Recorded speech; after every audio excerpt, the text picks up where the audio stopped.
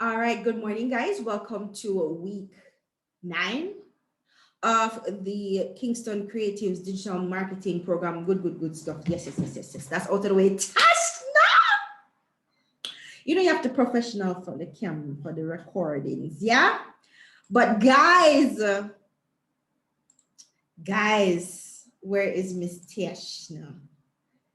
Tashna, you're on. Guys, we need some good news to start the morning off, right? Yes? Oh God, Miss, Yes. your Uh, excitement is so. So Tashna, give us the story. Tell us the story. Oh, it starts. Yes, Okay, guys. then versus no girl. Let's go. Good morning, guys. Hi, Katie. Thank you so Hi, much for everything. Tashna. So, as you guys would have known, Monday took the plunge, asked me to assess the page. I'm a plant eater. Had a follow-up call with Miss yesterday, did some tweaking on the page and the way I approach my content. Anyway, so not sure how many persons would have been following, but I've been doing a raw vegan challenge and I decided to extend it to 100 days. I was going to do April and May, but it would have been 61, and 61 in my head just feel like a weird number. It is. And I figured, you know what, let's go big and go home. So I'm doing 100 days now, and I would have, yes, 61 going 100. So I would have shared on my page yesterday a video telling persons my journey and where I'm going. And this morning I woke up to a message in my inbox, my DMs. And it was a producer from TVJ reaching out to ask if I'm available and interested in being on their Smile Jamaica Saturday program. I Yes. said, what? Yes. What? That is crazy. Yes. So Yes. I That happened after she posted a video with herself in the video talking about her brand. After Tashna would have taken the advice I gave her, she went and she tweaked her bio and she tweaked her content. And within less than 48 hours, she's going to be on TV. Yes, yes. that's Love it. crazy. Thank you so much, Miss. Thank you It's guys. not me. It's not me. It's you. It's you. It's you. It's you. It's you. I told you from Monday that you were onto something special and that you needed to just continue and just do a little tweaking here and tweaking here. But guys, this is sometimes um when I look at a brand, I'm thinking from my from I'm both thinking from the behind the scenes perspective to the customer perspective or the audience perspective. And that's always a good thing. So even if you don't have access to a marketing person, you can go to a friend and say, what do you guys think? How do you feel about this thing? Whatever. But not only that, she took the advice. She took the advice. She not change the I'm a plant eat a pop, but me not war for that too strong yet, right? But she took the advice and she tweaked and she stayed up till late, poor thing. And she did over her form. She did over all her forms. She did everything that I recommended that she did, and it's her work. And I think why this happened is because it became a lot clearer what her brand was. And I think that's why somebody could come across her content and go, this is interesting. Went to her profile and go, yeah, definitely somebody I want to talk to, because she made it very clear what her brand was and what it represented. So, girl, thank yourself. You did the work. Excellent stuff. You need to tell us what time you're going to be on TVJ so we can make beer nice and film it. um Yeah.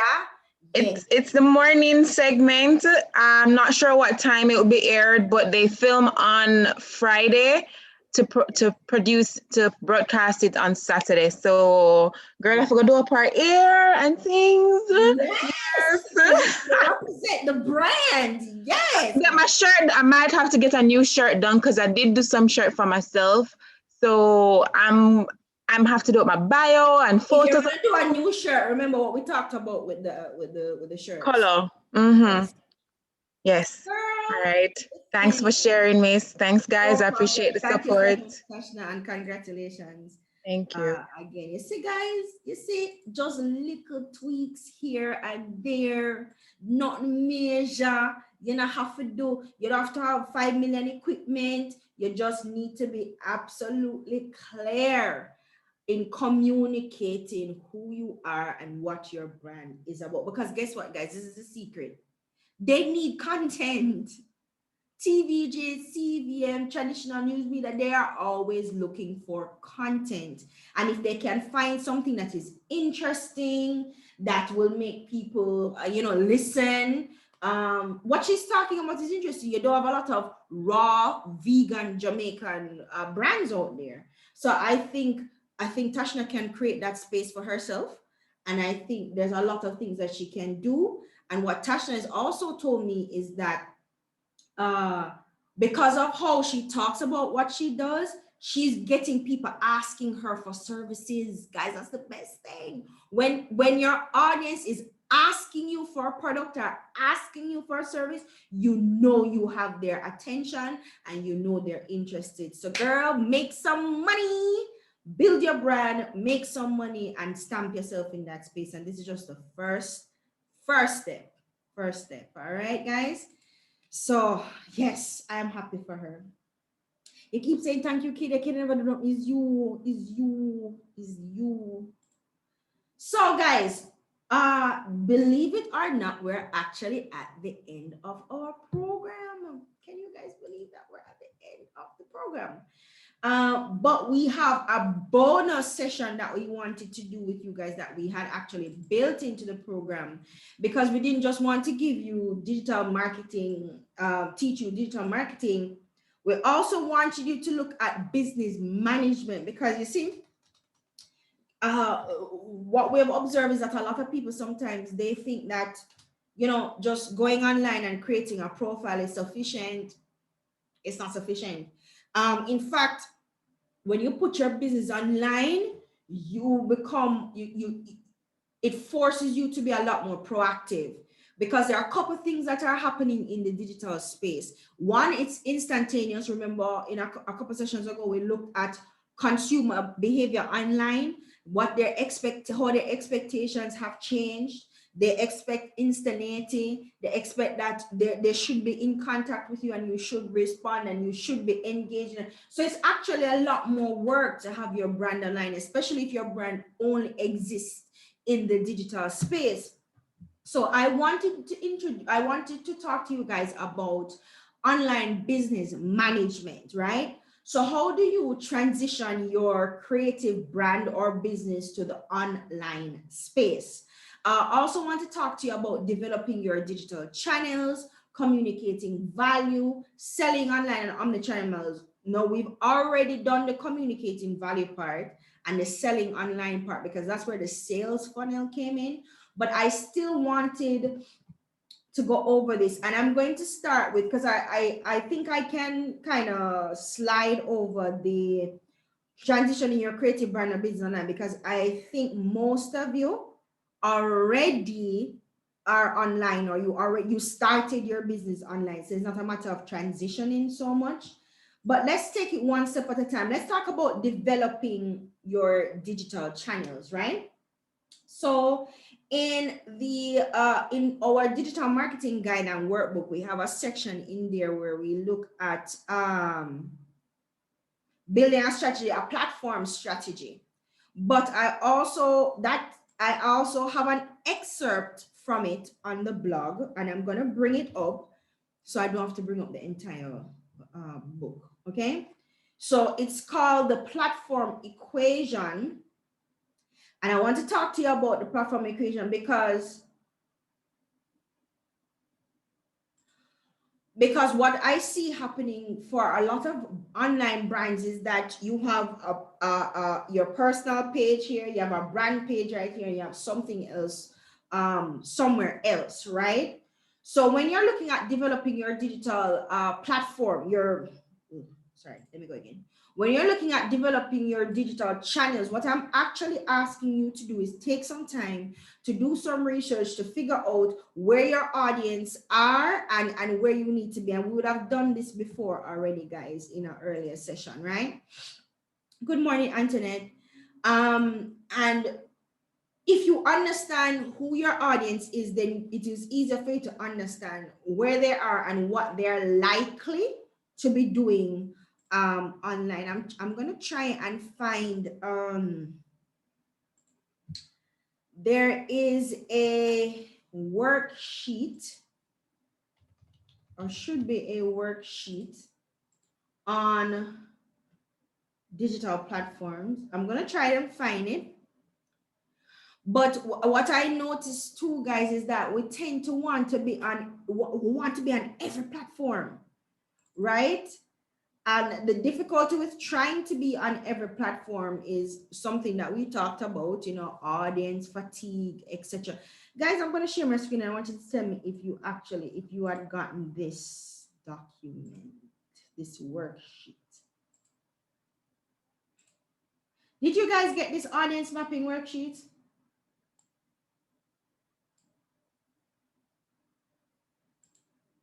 Yes, you got it. Did we go through it? We didn't go through it, did we? No, we didn't go through it. All right. So in this worksheet, this worksheet is actually, so this is an excerpt from the book, guys. And in the book, we have an entire section about building your platform strategy.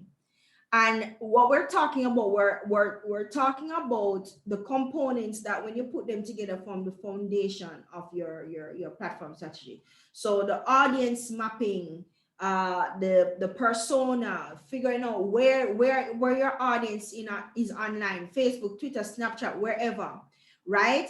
When are they active online? And guys, this is information that you can get from your analytics, right? Time spent online per day, most active days online. What do they do online? What type of content do they share online, right? And then you're going to the personas. This worksheet is important, guys, because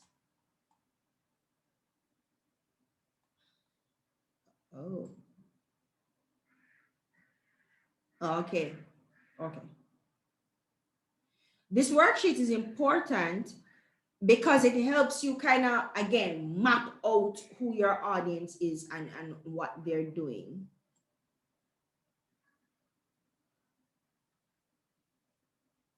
So if you are a brand, say for instance, you are a brand that sells stuff online, this part will help because as it says, it will help you understand your level of data trust and sharing online. So you can know whether or not it makes sense for you to have like an online store, like maybe a Shopify or Etsy store, because then if they shop online, it means that they already are comfortable in the digitals, purchasing stuff online. If they bank online, same thing. Do they use mobile apps? That's something that you want to know, because that gives you an idea of how they're accessing these platforms. Do they store passwords online? That's, funnily enough, there's a research that was done that says people who store their password online, it's like a different level of trust that they have in particular systems and particular platforms. That's important for you to know. How many devices do they have is also important for you to know. And are they Android or iPhone users? Because some web platforms, as well as some applications, mobile applications, work best on Android or iOS. You have some applications that don't have both functions, don't have both iOS and Android. Like for instance, Clubhouse, right? So you have to understand, if your audience are mostly Android users, then Clubhouse may not be the platform for you, because you'll not be able to access, they will not be able to access your content. So this is the levels that I kind of want you guys to think at, and I want you guys to realize with this thing that is not surface. It is really not surface.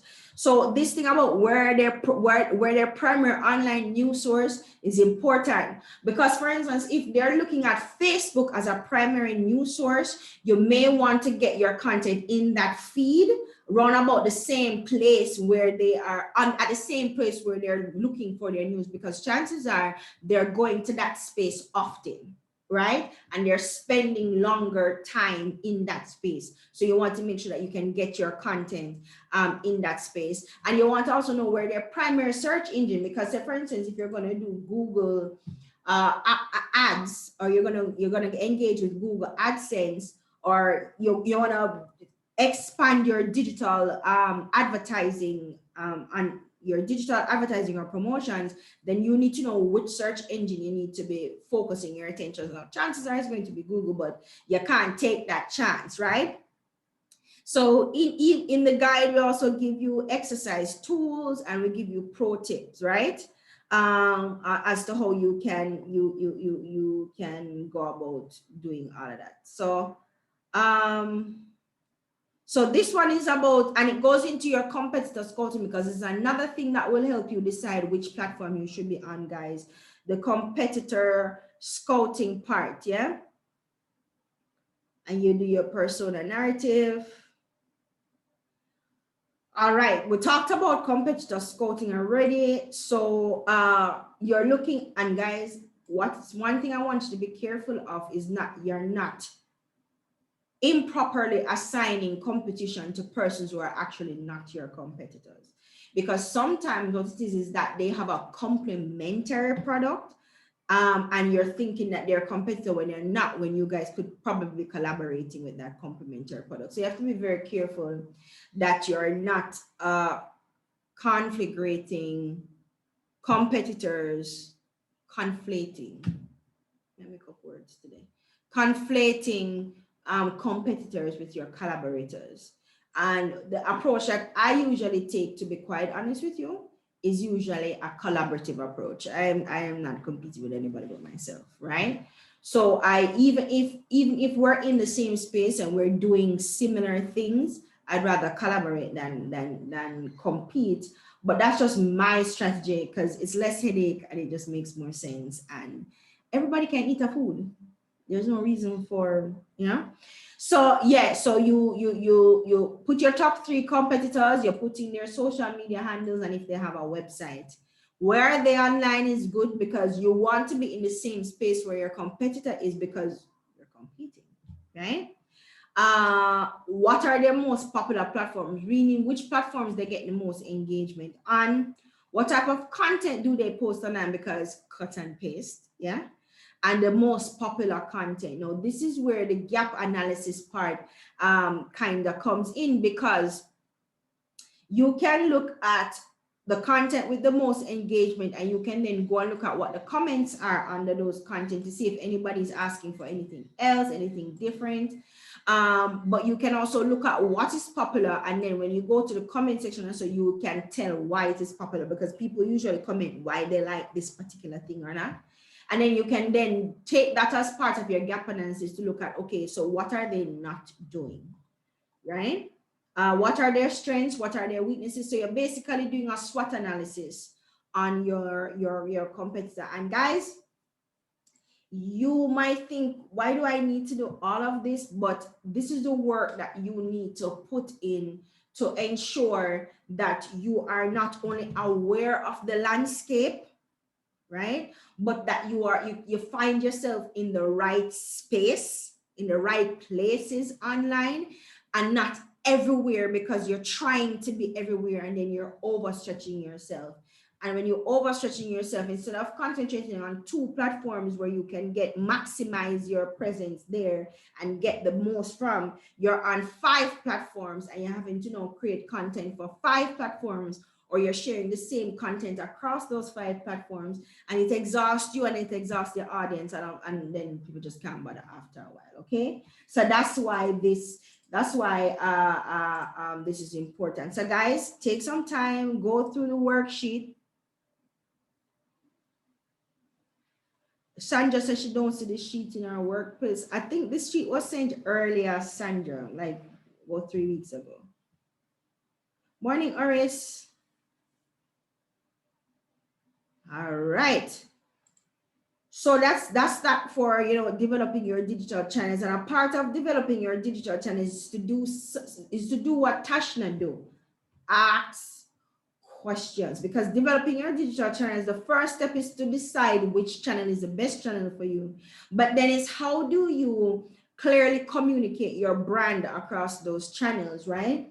So I'm going to show you what I did for Digital Jamaica, and I'm going to kind of walk you through it so you have an idea of what the thought process was and how, you know, what was the strategy I had in mind, and why we got here. Let me share screen again. Okay. Are you seeing, guys?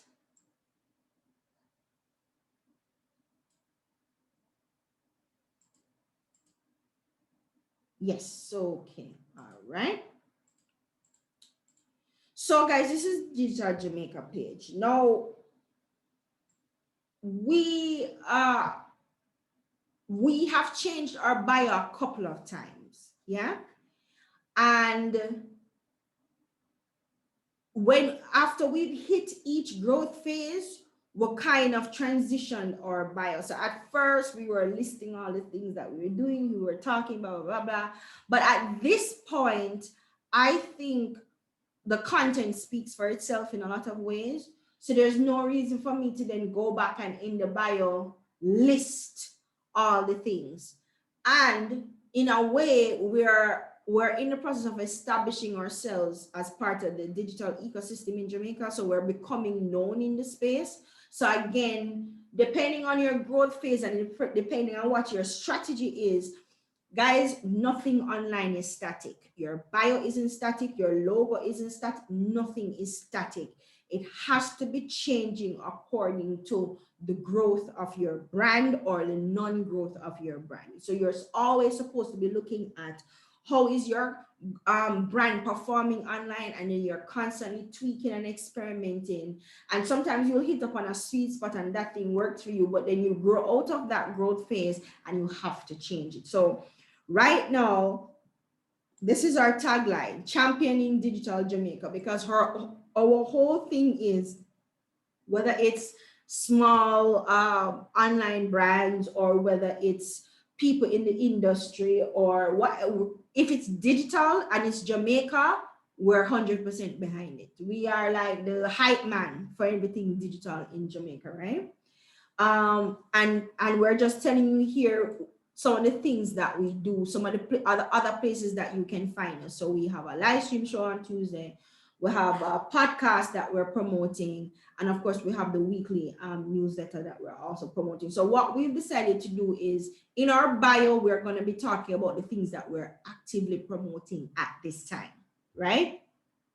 Because then once you scroll down, it kind of becomes very obvious who we're talking to and the kind of conversations that we're having with this brand, right? But then if you should come to our link tree here, so and guys, this is another thing. This is why I like the fact that you have these third-party link applications, because this is how we want you to navigate up from our page. So the first thing we want you to do is actually get a newsletter, because we're actively building our email list, right? Then we're talking about the last episode of,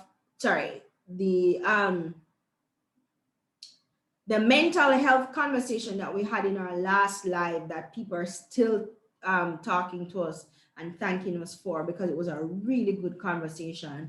Then the podcast, then the show again. Now notice, guys, it kind of follows the same pattern as in the bio. So except for the newsletter is up top, because we're actively trying to build that list. But it's the show and then the podcast, show, podcast, etc. And then down here now, we're talking about the other platforms that we actually want you to interact with us on. So YouTube, subscribing to the podcast and the blog. So the concentration here is on the platforms and not necessarily on what we are doing, because right now we're in a position where most people know what it is that we're doing. Okay, this is a really good question that came in from Antipod. Antipod asked, what was the thought process for creating digital disruption agency rather than maintaining the single digital Jamaica brand? Guys, it was accident. It was poor planning and accident. And I'll explain. Let me stop sharing and explain. I created Digital Jamaica back in 2016, actually. I had the idea of doing this from college. And I just sat there on it. And then in 2016, I was like, okay, I'm definitely going to do it. And then I didn't do it. But while I was procrastinating, I'm one of those people who, and this is not consistent, but while I'm procrastinating, I'm actually planning in my head. Because long before an idea becomes something that I go, yeah, I'm definitely going to do this, it's bubbling up in the back of my head and I'm planning it out and I'm, turning it around, turning it over in my head and I'm thinking about it.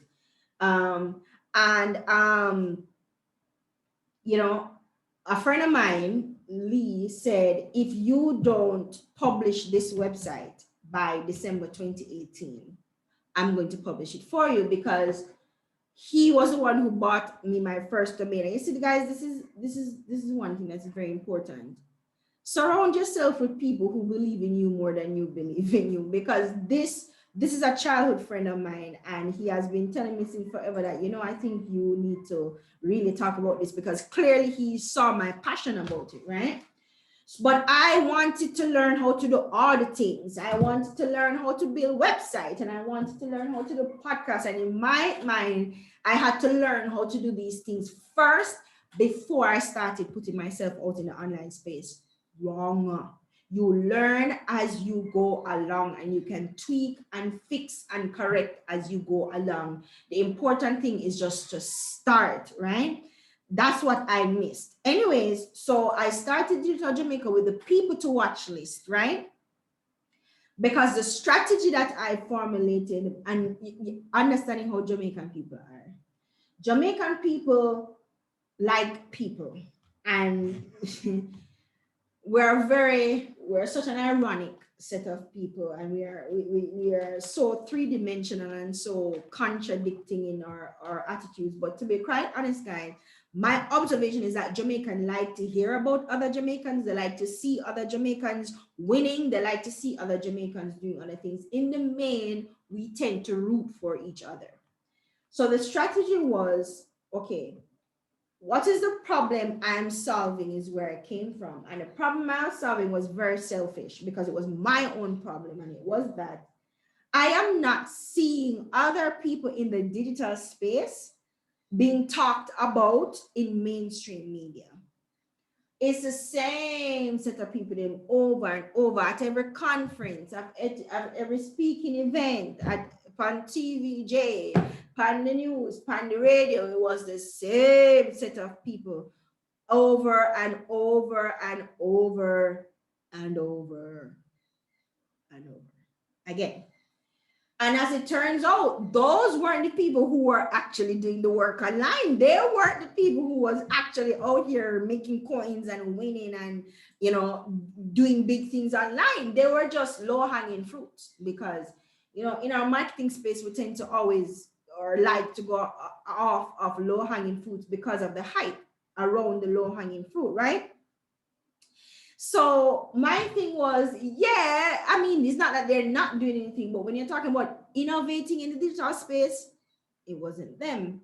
So the idea was, my thing is, I'm not going to talk to these people. I'm not interested to talk to big brands on my platform. And that is something that I have stayed true to this day. You will not see me talk to big brands on my platform, because my platform is about promoting the people who are actually doing the work and promoting small brands, because I tend to find that they have a lot more innovation, a lot more creativity going on, right? The only time I will talk to a big name or a big brand is on a podcast, because I'm trying to pick them brain to find out how they get to this point, so my community can understand and they can implement and they can take inspiration and motivation from that. But in terms of who I'm focusing my content on, who I'm focusing my community building efforts on, it's always small creators online, right? So I started with the people to watch because I was always making notes of these amazing people. And I'm not seeing anybody talking about them. I was like, well, if nobody's going to talk about them, I'm going to talk about them. Yeah. Guys, I want you to understand the thought process here. That's what I want you to pay attention to, the thought process. So while I was researching, who are the persons in the digital space, what they were doing, I was finding a lot of gaps, right? And I was saying, well, what my role could be, because I'm small and I'm not interested in competing with big brands, because I'm not going to be able to compete. I'm a no-name, nobody, small, just startup. When I'm called when I'm Jamaican, what was saying, we call fly by night brand, right? Nobody knows who I am. I'm not going to be able to pull those big names, but that was also a mistake in thinking from me, because no matter what the size of your brand, depending on how you're communicating your brand, you can pull any name, but that's a different story. So I looked at the space, what was happening in the space, what was missing from the space, what are the conversations that we needed to be having but we were not having, who are the people that we need to be featuring that we were not featuring. And I was like, that's my lane, that's Digital Jamaica's lane. Yeah, that's the lane that we're gonna. But I don't like, guys, I'm not a salesperson, and people my friends say I should stop saying that, but meaning I don't like asking people for money for my knowledge. It's weird, I know, and if money equals on here, money could be rolling our eyes, right? But my thing was always, from ever since, anytime I get information, I just want to share it, because I it gives me pleasure to teach. And I think that's why I think I found my calling in doing these kind of trainings, because I think I get a lot out of teaching people things and helping people successfully do things, right? Especially digital. Yeah. So lost my train of thought there. But yeah, so I started doing workshops. And I was just dashing out information on Digital Jamaica. I was writing blog posts. I was giving away free tips. I was doing tutorial videos, and other people started noticing. Other people in the space started noticing, and they would message me and go, "What are you doing? Why are you giving away all this information for free?" And I'm like, it's not a matter, my thought process wasn't giving it away for free. My thought process was value, adding value to a space that was valueless as far as I'm concerned. Because you go to these conferences where you pay a good $10,000, $8,000, and they will go and tell you that what you need to do is you need to believe in yourself. And you need to understand your why. Okay, you need to understand the why of your brand. What does that mean? That doesn't mean anything. You're just saying things. And I realized that pretty quickly, that things were being said, but they were meaningless. There was no substance to the things that were being said. It's the same thing like when you go watch a YouTube video, secrets to growing 10,000 followers per month on Instagram. And then they come and they tell you nothing. And guys, when I'm planning my content, how you plan your content, then I tell you that. And I was sitting there thinking, I'm going to do this, and this is my formula. You don't know what the purpose of the formula is. And then tell you a whole bunch of absolute nothing, right? So don't learn one fly. Exactly. So I would go to these conferences and sit there with this look on my face like, y'all gonna give me my money back, because this is some bullshit. Know what I mean? And it was just pretty people coming together to take pictures and tell you nonsense. So I decided that, okay, somebody needs to start explaining to people how this thing works. And I started doing it, and people started complaining that I'm giving away secrets. And I was like, okay, well, I'm gonna run a workshop. The problem is, guys, and this is the mistake I made. I started out the platform with a free mentality. And I'll explain. You see, because I was giving away the content for free, it made no sense to then turn around after doing it for that amount of time to ask people to pay for it. That didn't make any sense. But because my long term, because at that point, and this is another mistake I made, I was not thinking long term. I was thinking medium to short term. This is what I wanted to, this is how I wanted to establish a brand. But I wasn't thinking, okay, I wasn't thinking long term, which would be monetization. The long term was monetization, and I wasn't thinking there. I was just thinking about establishing, getting the information out as quickly as possible. It was, this was my accelerated growth strategy, and it worked too well. Because then when I started thinking about monetization, no, the horse was out the gate. Ain't nobody gonna pay for stuff that I was already giving them for free. So my thing was, and I also underestimated how much work it would have actually taken to maintain this platform. Because you see, guys, remember I told you see, when you start one of these platforms online, you're building expectations. And expectations is ahead of a thing if you cannot maintain it. Because it's easy to attract people to your brand, but you see, once they start distrusting your brand and that trust is broken between you and them, it is very hard to get it back, if not impossible, right? So I started this thing and everybody was getting excited about it, and I was like, yeah, I'm going, and I got exhausted and tired very quickly because I wasn't being compensated for all the work I was doing. I was working a full-time job and doing this podcast and creating this content and doing 5 million things because I completely underestimated the amount of effort that it would have taken to build an online platform. Because I'm thinking it's just online, let's go do some things and show up a profile and like wrong, right? So that's why DDA came about, because it's not that people wasn't interested in the service. It was just that in some ways they didn't even know I offered a training service or that I did training, because after a while nobody was showing up to the workshops. So I just pulled it down and I didn't really go that route anymore. I had about 3 workshops. The first one was good, the second was okay, the third one was barely broke even, right?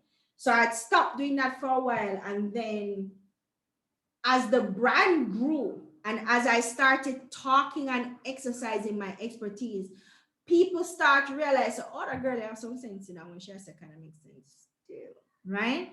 And people started reaching out to me to ask me to either come teach here or do a training session here or do a speaking engagement here or whatever. And because I needed a way to monetize those activities, I had to create a separate brand. So everything under DDA is a paid service. Everything. We don't do anything for free under DDA.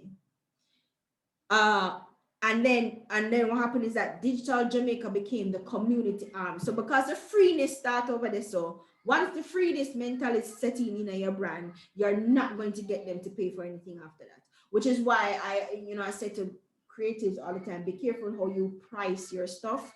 Because if you start too far down, it is going to be very hard for you to get back up here, because people are going to think your brand cheap. And if you've already established your brand as a cheap brand, you can't turn it into a luxury brand tomorrow. You have to think about the long term. So those were some of the mistakes I made, which led to DDA, which is now the registered business. Digital Jamaica is actually not the registered business. Registered business DDA. Digital Jamaica falls under DDA as our community/media arm. So that's kind of, so it's in a serendipitous kind of way it worked out, but I wouldn't recommend anybody take the route I took, because it was just lucky. I was lucky because COVID, literally COVID saved me from, because I was about to shut down Digital Jamaica because it was just too much and I wasn't being compensated for all that work. And COVID came in and it was like everybody's digital.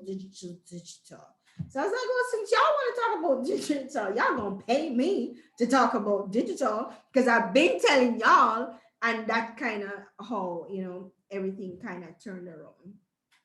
Michaela says, what you allow is what will continue. At the same time, person have to understand and also look at it from the business standpoint and think that the business will have to stay afloat and perhaps that maybe change that. Guys, the problem was I was not thinking about it as a business. which was a long-term part, which was a monetization part. I was only thinking of doing this good thing. And this is a mindset thing too, guys. My mindset was, it's a little thing me I do. We just have to do a little thing. We just have to try a little thing online, talk a little thing, try for, do a little thing. I was not, and it was a confidence issue. You see the levels to this thing, guys. There are levels to it. It was a confidence issue. It was a imposter syndrome issue, because I was like, who am I to be the one to do this? Who am I to be the one to talk about this? My background is not tech. And that's another mistake we make, to think that we have to be a coder or we have to be hardcore tech to talk about tech. Tech is a very wide and expansive field, right? And digital is a very small part of it. And my experiences have taught me things, and I did not value those experiences, guys. When I keep telling you guys that it's not just the product you're selling the method. Most people online make money from the method, not even the product. Think about it, the method, right? If you can create a system that works for your brand, you can sell that system. That's what $6 million chick did. She was selling her method. After a while, she stopped selling product. The method became her product. Yeah.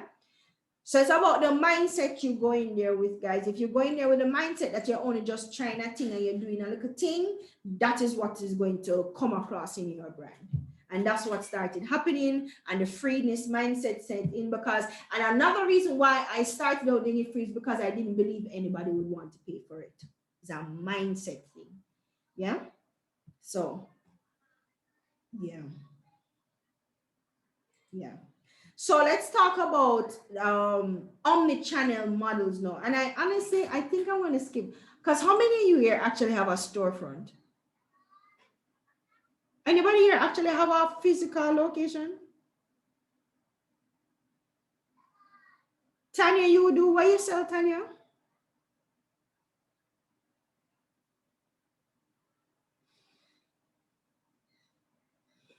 Tanya, you want to jump on?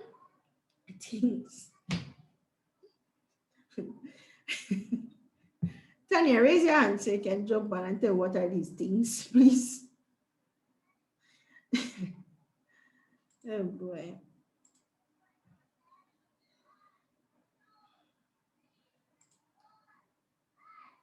Okay, Tanya. Good morning. What are these things, Tanya? Things, ma'am, things. I am actually talking real quiet because my kids are still asleep. Okay, so I started out my physical space with fashion accessories and so on. Like I used to buy and bring in stuff before I developed the artisan in me to the point where I was confident enough to sell them. I now do all my customized jewelry and so on. So the storefront really just act as a pickup location now, because as you know, a lot of persons are going digital and most customers don't really care to come in store anymore unless they're picking up. So I was transitioning from about 2018 to now. And I realized that this physical space is actually becoming null and void. So it's a struggle to balance now as it relates to going there, because I literally spend more time at home producing content and products. So it's kind of a difficult place with COVID, because that also plunged it into like a lockdown state. So I don't know if I want to rekindle that, but I'm working it out. It's my pickup location, so just leave it at that. Okay, all right. Thanks for sharing, Tanya. Yeah, man. All right. So guys, I'm gonna skip the omni-channel model. I don't think it is that storefronts are becoming obsolete. Antipat, what is it? Is it obsolete or obsolete? Antipat is a word lady. Okay. I don't think it is that they're becoming, I think it's obsolete. Obsolete, there you go. I think it is that, Tanya, it's how you balance the two things. So with the omni-channel model, what we're really talking about is having a storefront, but make sure that you also have an online presence, and that transition from storefront to online need to be as seamless as possible. So anywhere your customer is coming into contact with your product or service, it needs to have a consistency right across, whether it's a physical store or online store or your shop or whatever. That consistency needs to be there, and that brand experience needs to also be there in the physical as well as the digital space. But because most of you, yeah, I agree, Tanya. I think digital is where it's at right now, especially because, as Michaela said, the overhead cost, and we're in a pandemic. Yeah. So we can quickly move to digital customer service, because guys, this is something that I don't think we pay much. Tashna, is it that you wanted to say something? I see a hand up. If you're saying something, I can't hear you. Tashna? Not hearing you, dear. Tanya, you wanted to say something else? Yeah, sorry. I forgot to say that when I actually started the business, it was an e-store. Before all of this online craze about shopping online, I actually that was the concept, to do like a shopping service, online service for persons, obviously, who want to buy on Amazon and all of that. So I started that way. It was an Instagram store, I had a makeshift website, all of that. And I was doing a courier system where I brought in stuff from persons. But then I got the physical space, and I think I got lost in translation in my head as to where I was going with it, because I was trying to balance both, as well as trying to be attractive in the physical space by the everybody mentality. So I got a woke-up call for that perspective when I realized that it was mainly pop-up shops that work for the physical space. But I was having a challenge getting the digital persons to actually come into the walk-in, and getting the walk-in persons to go on the digital platform. So I learned the hard way, and it was some whole bunch of bruises, a lot of grieving, a lot of crying, a lot of pull down content, a lot of switch up bio, as they say. I've been through all of what we talk about and still going through it. I had my last wake up call January this year, because I was like, you know what, we really need to come out of that space and just fix it. So I was in denial, because COVID came. I was like, look, girl, yeah, have your things, just do what you do. Forget it. Like, it didn't work, start over. So it's hard to accept that.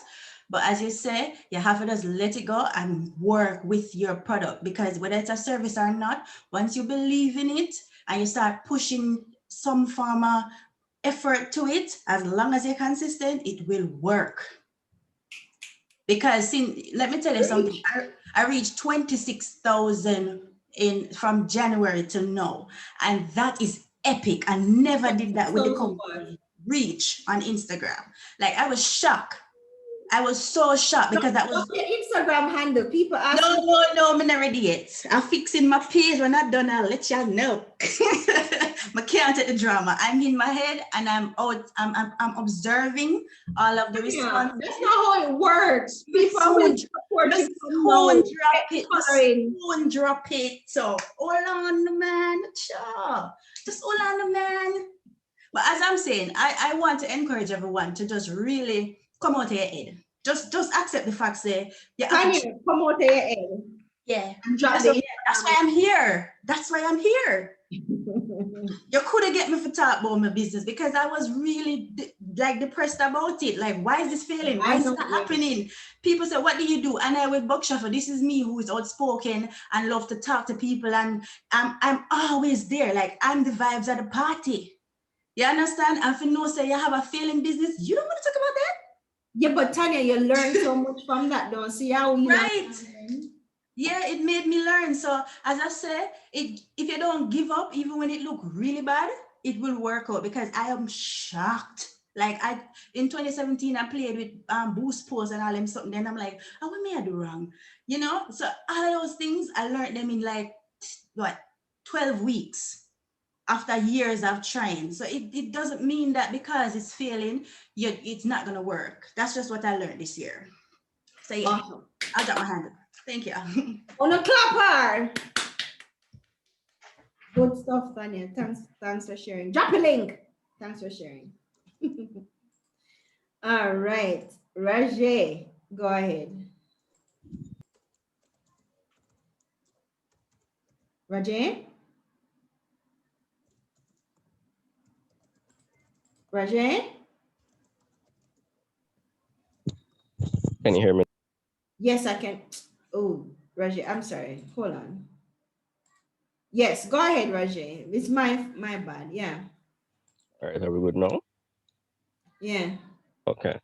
So I've been seeing some storefronts like Shopify and Qmall and I think Kite and some other things. Are there any that you recommend, be it from like a user-friendly cost Jamaica perspective? I would say with everything, again, we just talked about it. Developing your digital channels starts with choosing the right digital channel, and that also includes e-commerce. If it is that you're going the e-commerce route, what are you selling? Art, jewelry, What kind of art? digital and watercolor, and drawings. Okay. Why do you need a storefront to do this? The storefront, no, I don't need one, but I was You're thinking just thinking about it. about it? Yes, because if I was going to do prints to just like put up and sell instead of just doing like commissions, then I think a storefront might streamline it a bit. Not really. I see artists who sell their stuff on Instagram and they don't need a storefront necessarily. But it depends on who are you selling this to?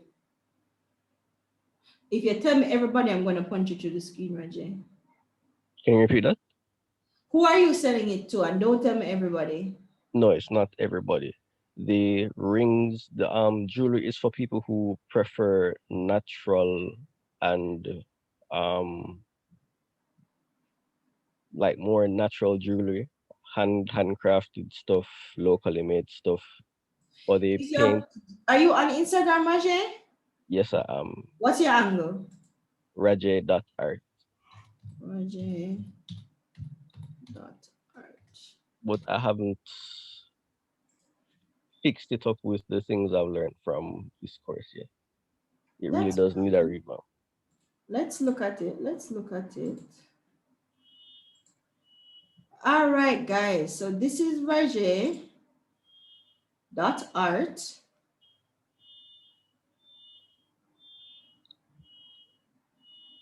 Rajay, yeah, buy a kind of. I told you it needs the fixing up. Yeah, man, that's fine. We can still look at it. I like these. These are nice.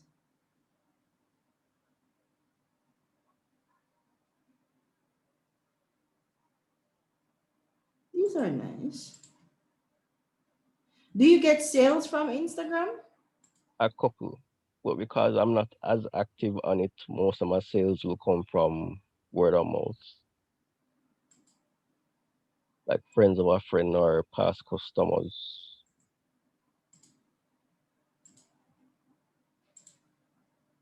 After you get past that point, all those other things are from like 2016, So 2017. you used to do photography? No, those are paintings, digital paintings. Oh, these are paintings. Ooh. I didn't even notice that. I thought it was. The thing is, your page isn't cohesive. It's not coordinated. Because in one space, I'm seeing jewelry, I'm seeing drawings. So even though you said Jamaican artist, I want to show you. Francis, yeah. Taj Francis. The reason why Taj page hasn't grown from here to being much bigger is because he doesn't post very often. Yeah, I know that. That's why I have his post motives on. Yeah, but Taj, he doesn't have anything in his bio either. But you see, at this point, Taj don't need to because he's a very well-known artist.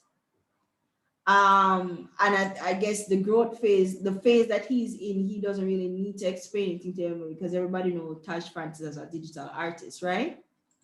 But notice that his stuff is consistent. I'm not telling you to pick one. That's not what I'm saying. What I'm saying is at different times, you can be promoting different aspects of what you do. You don't have to be promoting everything one time, right? Okay. But if we should go back to your profile, I think your profile could be confusing to somebody trying to figure out exactly what it is you do. So do I Yeah, you said archive Jamaican the things artist, that but aren't? what does that mean? Say that again? What does Jamaican artist mean? It could be a reggae artist, you could be any kind of artist, but you have to make it very clear what it is that you do. You make organic wearable craft. You know what I mean? And sometimes, guys, it's a simple matter of sexing up the language that you use to make it more appealing and attractive to you, to make people go, that's so interesting. Let me check that out. But in terms of your question about, I think maybe probably at Etsy would be probably more up your stream. The problem with Etsy is the same problem you're gonna have anywhere else, is how you collect your money. But if you have a US bank account or you can get a family member to open one for you overseas or whatever, then half your problem, half your problem is resolved right there. Okay. But Etsy, I don't know anything about QMall, to be quite honest with you. In terms of, I shouldn't say that. I don't know their numbers. I don't know how they're actually performing. I don't know their sign up rate. I don't know anything about that because that's not information that's readily available. But there's another one called Carib Shopper. Carib Shopper. Is it Carib Shopper? And why I think they will also be good is because their entire focus is on handmade or traditionally made products. So it's about products that are made in the Caribbean, and they have some kind of traditional element to them. That's their whole thing is only locally made things. So I think this could probably be a good space for you, as well, since as though you're into that kind of craft kind of space. I think this is probably something that you should check out. Let's look at their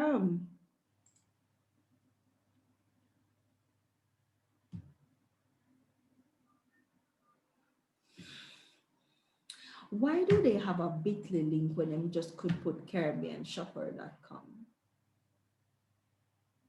These things puzzle me sometimes. It says something like from Instagram at the top, so maybe I want to see how Yeah, many man, people once you come click a from. link, it will say from Instagram. Then I really don't And know. then it goes to the link itself.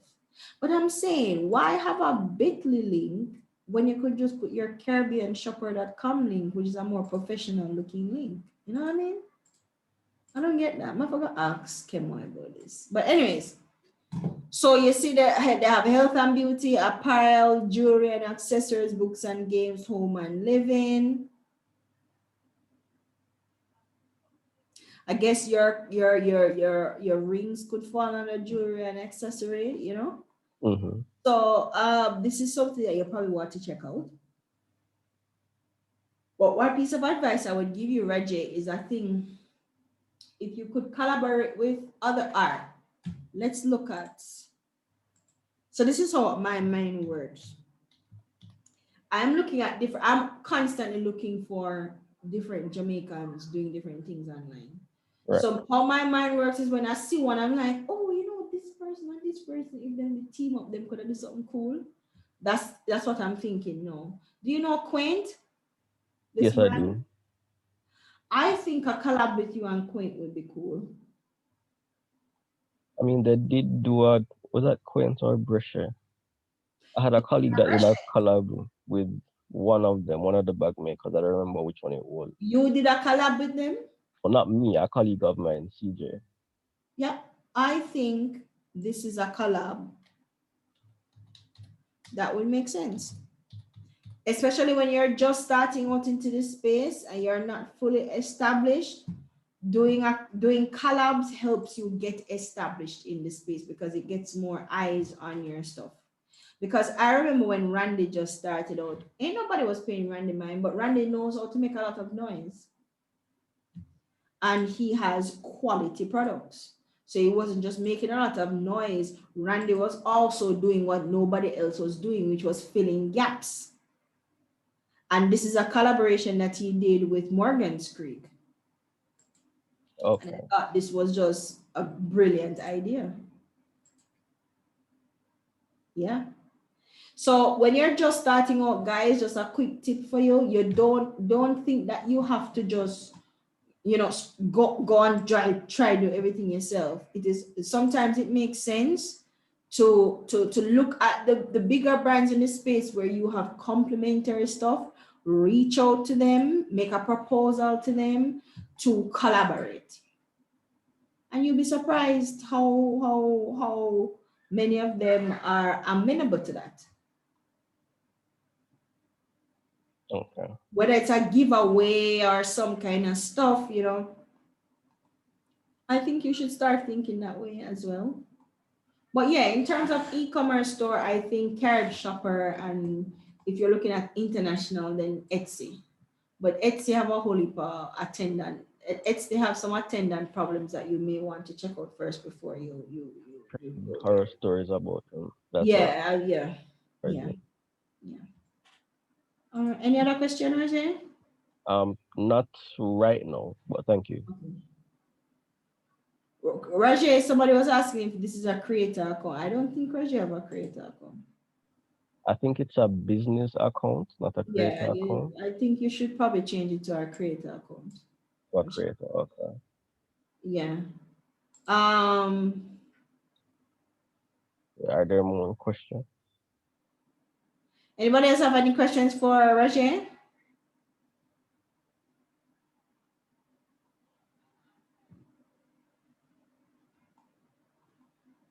No? Okay. Rajay Lashua say you should definitely reach out to Queen because she's open-minded. There you go. All right. But before you reach out to her to just ask her to collab, try build a relationship. Right. You know, try build a relationship first. You know, probably DM her or whatever. I think she has a personal page on Instagram. DM her, have that conversation with her. You like her brand, you like what she's doing, you think you guys could work something together, and just do a strong proposal. Okay. Yeah? All right. Yes. All right. Thanks, Reggie. No problem. Anybody else want to jump on?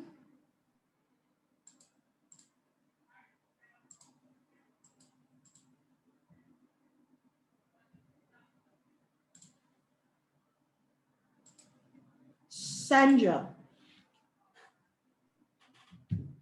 Hello. All right. So I don't have like a Instagram page as yet because I haven't really launched anything. Okay. The idea was to actually learn. I am so much like you in all you said about the whole imposter thing, the procrastination, the whole, yeah. So I have a whole lot of ideas as a creative. I do graphic design. I make my own jewelry, t-shirt designs, all of these stuff. No, I do not have a store. I'm not selling anything. No, I'm not doing any of that because of the same mindset that you were just talking about. Mhm. And all that. So I just wanted to like just say thank you, really, kind of, because it does help to hear someone else in the space say, you know, this is how the same thing, same reason why I'm not on Instagram with the stuff that I do. Because I am here in class. Actually, just before I started class, I was working on a logo for someone. And I'm like, but why are you not, you know, posting stuff? It's the same kind of feeling. You know, why me? Kind of I don't think people going to want this. I don't kind of a thing. Yeah. So I just kind of wanted to, I mean, we're kind of ending now. So I just kind of wanted to just share that and, say thanks because I now have a little bit more confidence Oh, in, that's good. yeah, in terms of, so it's just to really sort through and funnel down which I start with and actually go ahead and do it now. Because before, no, people were telling me, go ahead and put it there, put it out there, somebody will. But I'm like, no, I ain't doing that. But now it's a little bit more, there's more confidence to actually put the stuff together and put them out there to That's get. good. That's good. And you know what, Sandra, even to this day, I still have that same imposter syndrome problem. Every now and again, it gets, a little bit bad. But, between you guys and me, I think only one person in this session is already aware of this, but I cannot, I cannot urge you guys enough to just start talking. And by start talking, I mean put yourself out there and start sharing with people what you know. Because within 2 years of launching Digital Jamaica and within what DJ was fully registered in August of last year. So August, September, October, November, December, January, February, March, April, May. So 10 months. Yeah. Mhm. I was invited to speak at the UN. Awesome. I did it.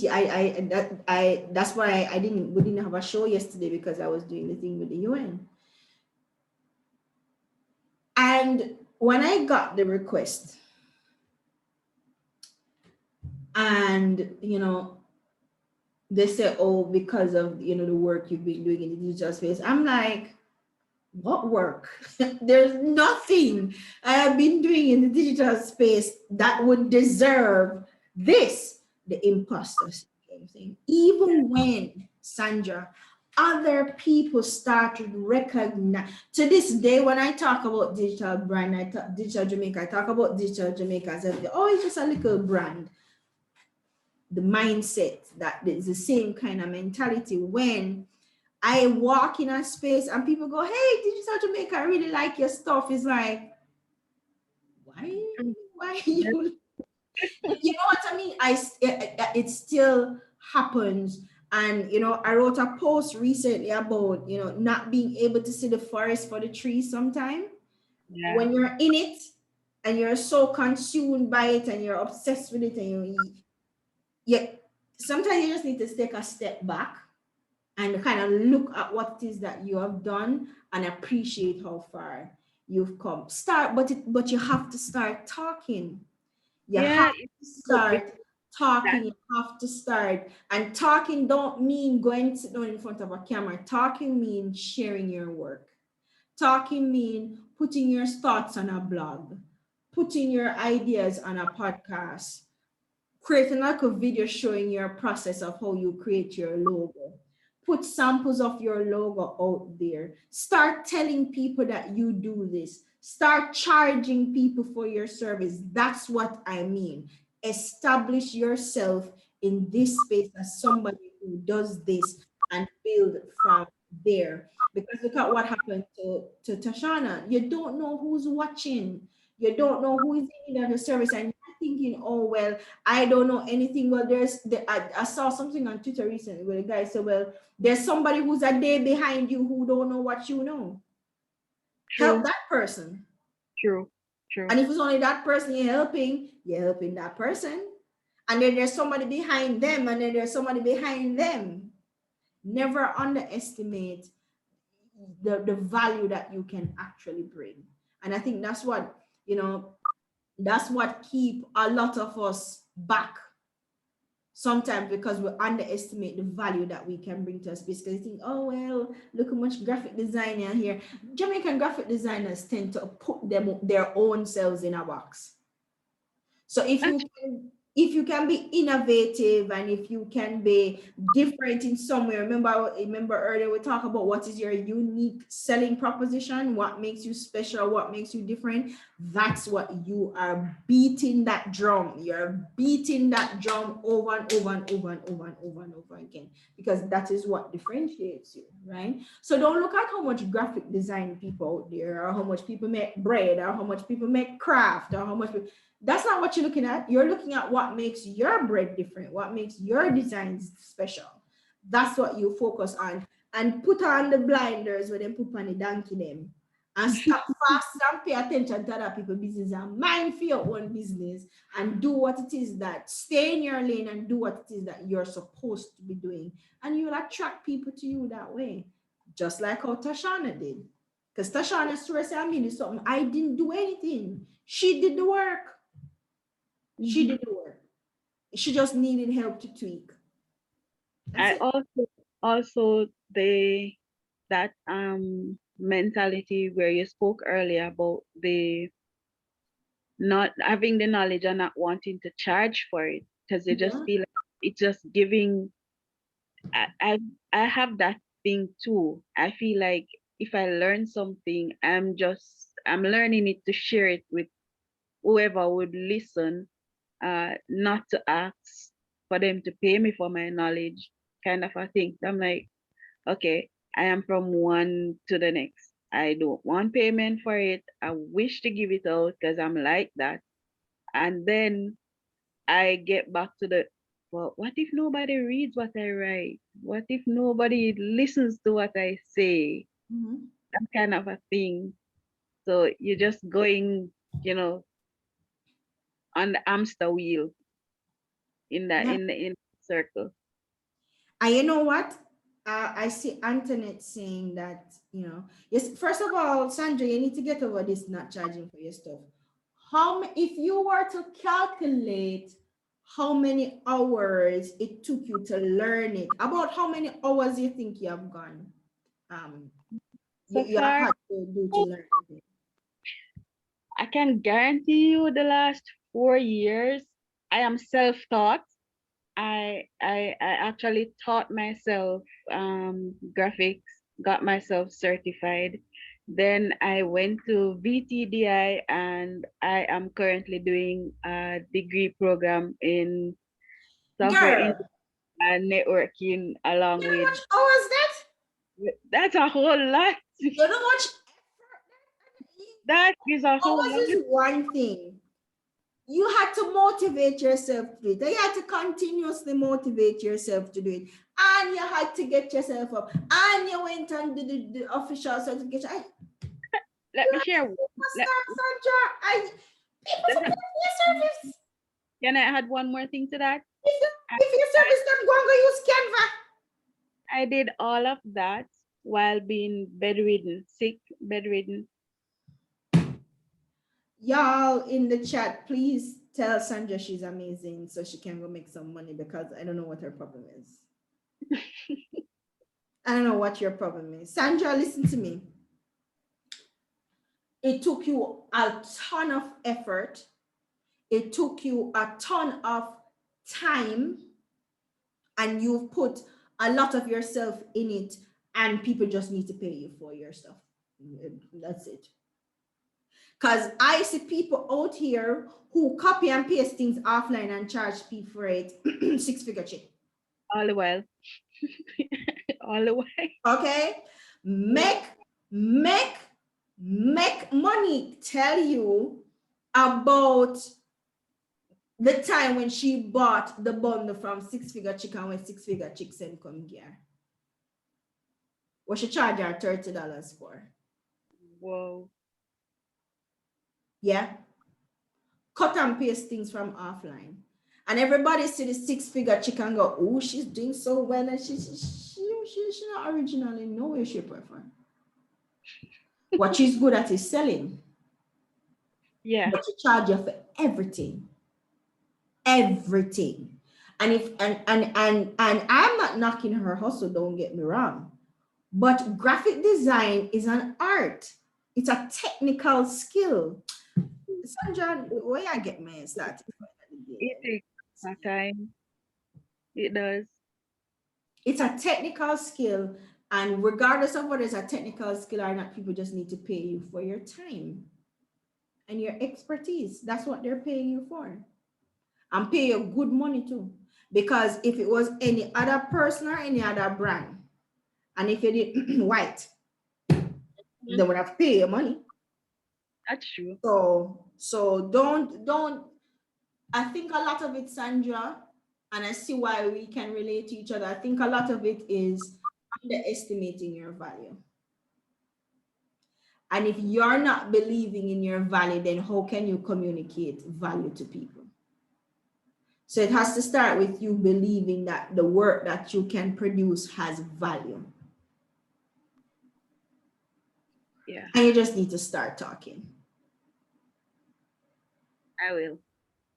All right. Cool. Definitely will. All right, Sandra. Anybody else want to jump on? I said, Trishana, you want to jump back on? Tanya, is your hands up? Yes, my hand was up. Yes, Trishana, go ahead. You already went through my page, Trishanita's Essentials. Okay. My question is if you know exactly how, or if you have any idea how, people like me who sell, well, handmade products, especially skin and hair products, how do we get access to the like pharmacies or certain other corporate agencies? You pick up your foot and you walk to the pharmacy. But Father said, me sure the pharmacy door open. No, that's not what I mean. But Like, that's what I mean. Shelly and Weeks. I don't know if you guys know Dr. Sexy. Let me show you Shelly and Weeks, because y'all think I'm joking when I say pick up your foot and walk go. I'm gonna show you Shelly and.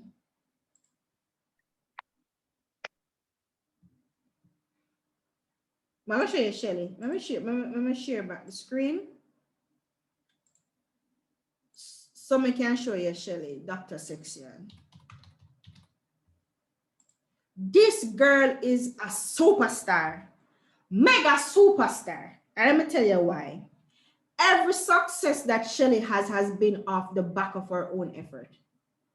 It has been her own momentum. She generates her own momentum in the most amazing ways. When Shelly decides to shall write her book, Period Poverty book. Yeah? Which part is it? Shelly, who I thought was sexy as hell, decided to say she never want to be so chunky. And it was causing her health problems as well. So she went on a special, this was Shelly before. Nice, pretty, sexy, chunky black woman. Nice black woman. My friend. Yeah, so she's pretty, so she's cute. And she did her own dieting thing, and I think she has some other medical issues, and the weight wasn't helping, and her diet wasn't helping. And Shelly decides, say, with the book, she's going to write a book called "I Changed My Diet and Changed My Life." I mean, I plug my friend things because she's amazing. Yeah, I changed my diet and changed my life. Shelly don't know nothing but writing books. Shelly don't know nothing but publishing books. And Shelly went online and she Googled it. And she copied some images where she see offline, and she put in her book, and she pasted them together, and she published her book herself. Now Shelly was thinking, how may I get my books in a pharmacy? She pick up her foot them and walk to the pharmacy and say, my name is Shelly and Weeks. I'm a publish a book and you need to sell it. That was it. Literally, that was it. Guys, in this digital age, you do not need to wait on anybody to give you permission to do anything. Your audience decides your value. We are in a content creator paradise right now because of digital. Digital has made multi-millionaires out of digital brands and creators online. And there's no reason why we can't tap into it either. But we need to stop thinking that, oh, well, I need to write a little letter. Pick up your foot and go and say, listen, my soap has do volumes online. You need to have it in your store. Let me show you somebody else who do the exact same thing. My friend Kadeen from Fruit Blossoms. When I was working at Sisters Inc., I was the marketing manager for Sisters Inc. And Sisters Inc. had an incubator program, and that's how I met Kadeen. And Kadeen used to always come to me for advice. And then let me tell you what I did like when Kadeen come to me for advice, because she used to bring treats. I want to tell you, said that them food pops up here is the bomb diggity plus tax, man. And Kadeen was like, oh, she wants to get in the store, but she knows sure. Pick up your foot and go to the shop. Go tell the people there how amazing your thing is. And now Kadeen is in how many locations selling our fruit pops? And Kadeen do how much business selling her edible fruit arrangement where everybody looked on a weird boat just a couple years ago? But everybody want edible fruit arrangement now. And when you think about edible fruit arrangement, only one company in Jamaica I can think of that does it. And it's this chick right here. So, and the other day she called me and tell me so she actually thinking about opening her store because she not have an. Pick up your foot and go into the store and sell. Do your elevator pitch. 30 seconds. Who you are, what you are, why they should be carrying your brand. Remember though, that they take a very heavy percentage of your sales. That's one thing you should know.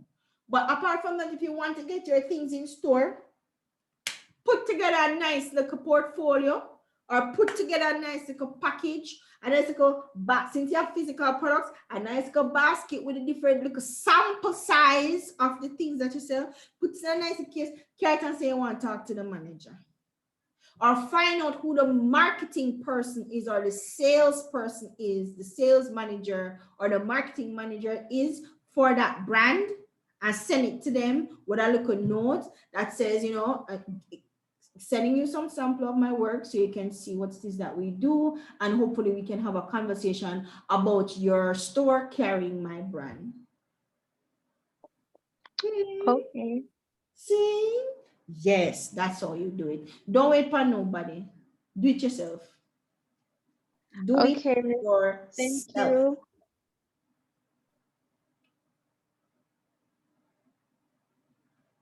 All right. Who else had their hands up?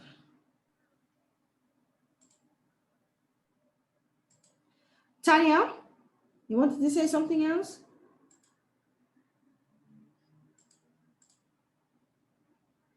No? Hey guys.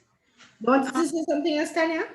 Yeah, I think this class is very important. I just want to say thank you for bringing light to these issues, because whether you do products or services, being a creative is already hard because it starts in your head and we all know what happens up there. Yeah. I struggle with depression from ever since I can remember. So that is a part of what I advocate for.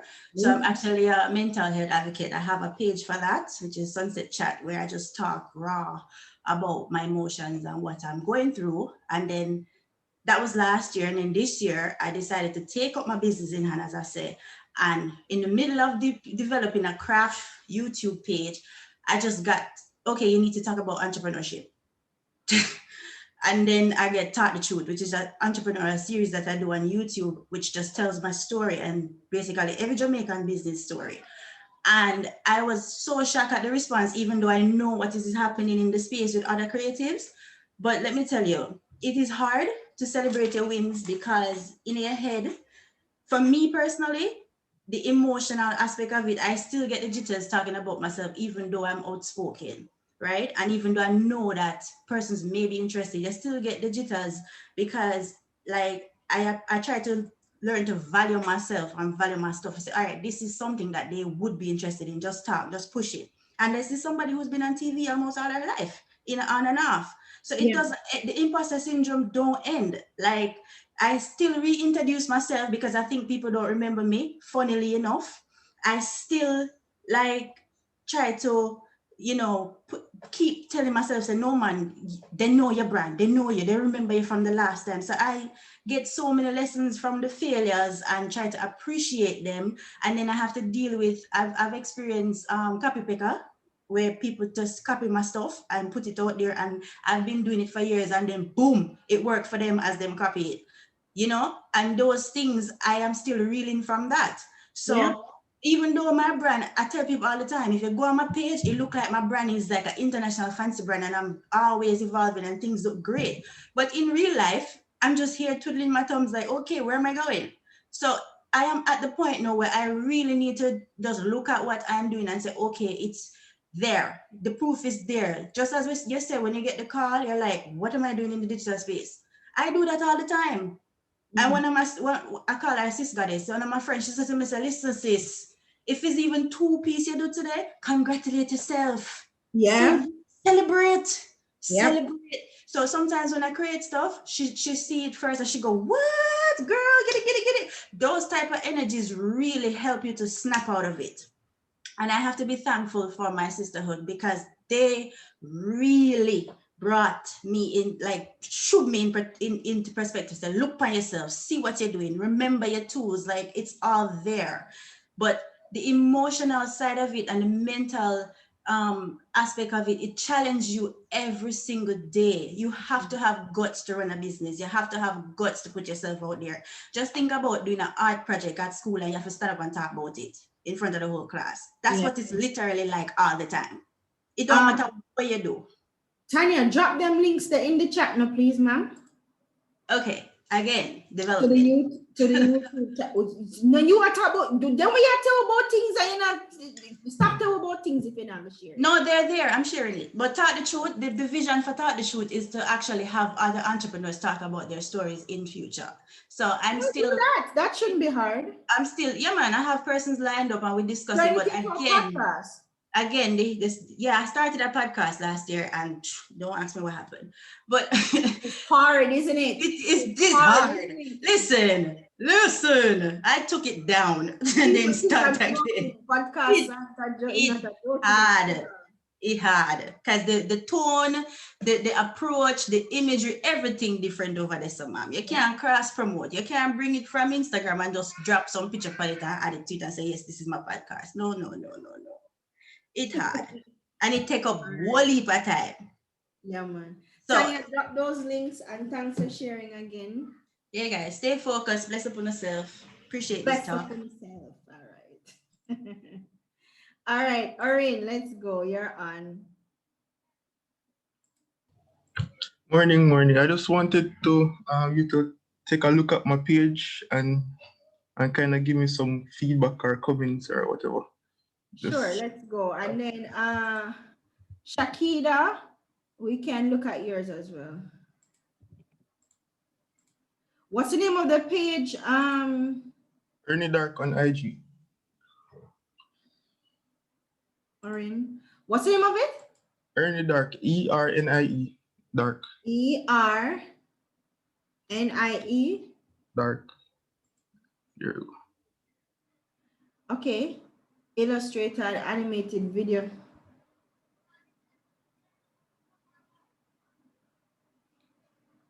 I haven't been posting in a while because guys, tell me what is missing from Ernie Dark's feed. What is the first thing you want to see missing from Ernie Dark's feed?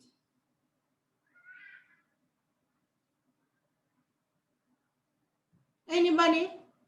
What missing?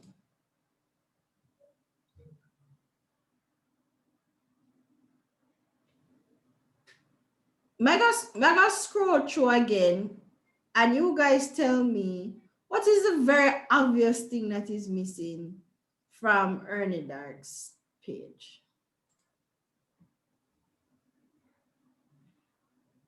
Kimberly said, videos.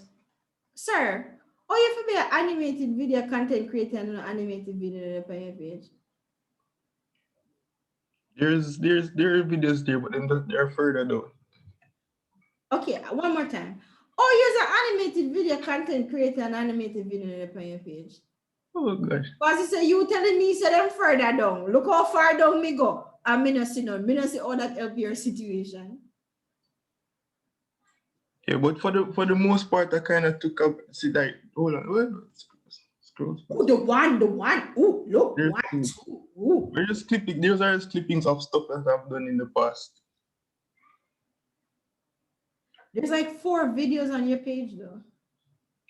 The bulk, as in, like, I haven't been promoting heavily in terms of the videos and stuff like that, because I tend to get, as in, because of the reputation that I have, persons tend to reach out to me, so I don't really go too hard with the IG.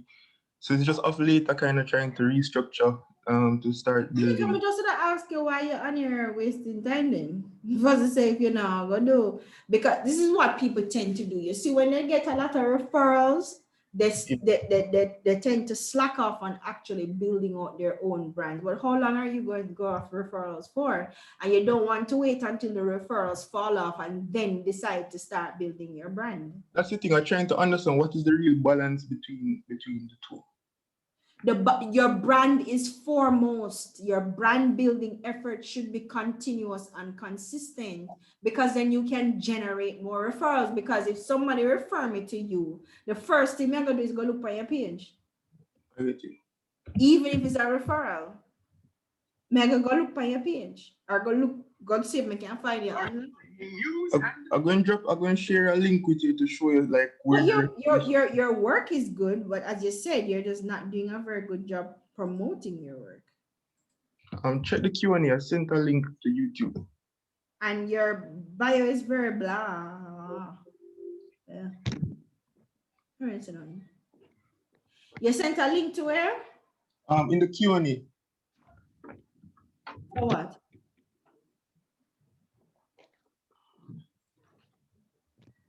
So, Orin, whose YouTube channel is that? That's as in I don't have a clue. But it as in my content has always been stuff that whenever I post them, they get reshared by everybody. And as a result, like whose YouTube channel is this? I have no idea. So, whose link is this? I have no idea. But the content, the one with the woman on the couch there, that's mine as well. Like persons tend to reshare them a lot. The one with back to So school. you created this? Yeah, I did the animation for most of these. So have you reached out to this person and tell them that they need to credit your work or take it down? The thing is, I'm not the original, as in I'm not the, what you call it now? I wasn't the producer in terms of the person in charge of the funding side of it. So it's just my art. As in, I'm not in charge of the voicing or anything, just the art. So I try not to get involved in that. Isn't this the Cabby series thing that they were doing that day? It was Lady Renee's Make We Laugh. It was what? Lady Renee's Make We Laugh. It was on TVJ for a while. So, Orin, my darling dear. Yes, ma'am. How come back not on your page? There's a whole heap of politics. You know, all over your bio say you do the graphic work for that. There's a whole heap of politics. I try to stay away from it. So I'm trying to build without that. Nobody don't care about politics. Did you do the work or didn't you do the work?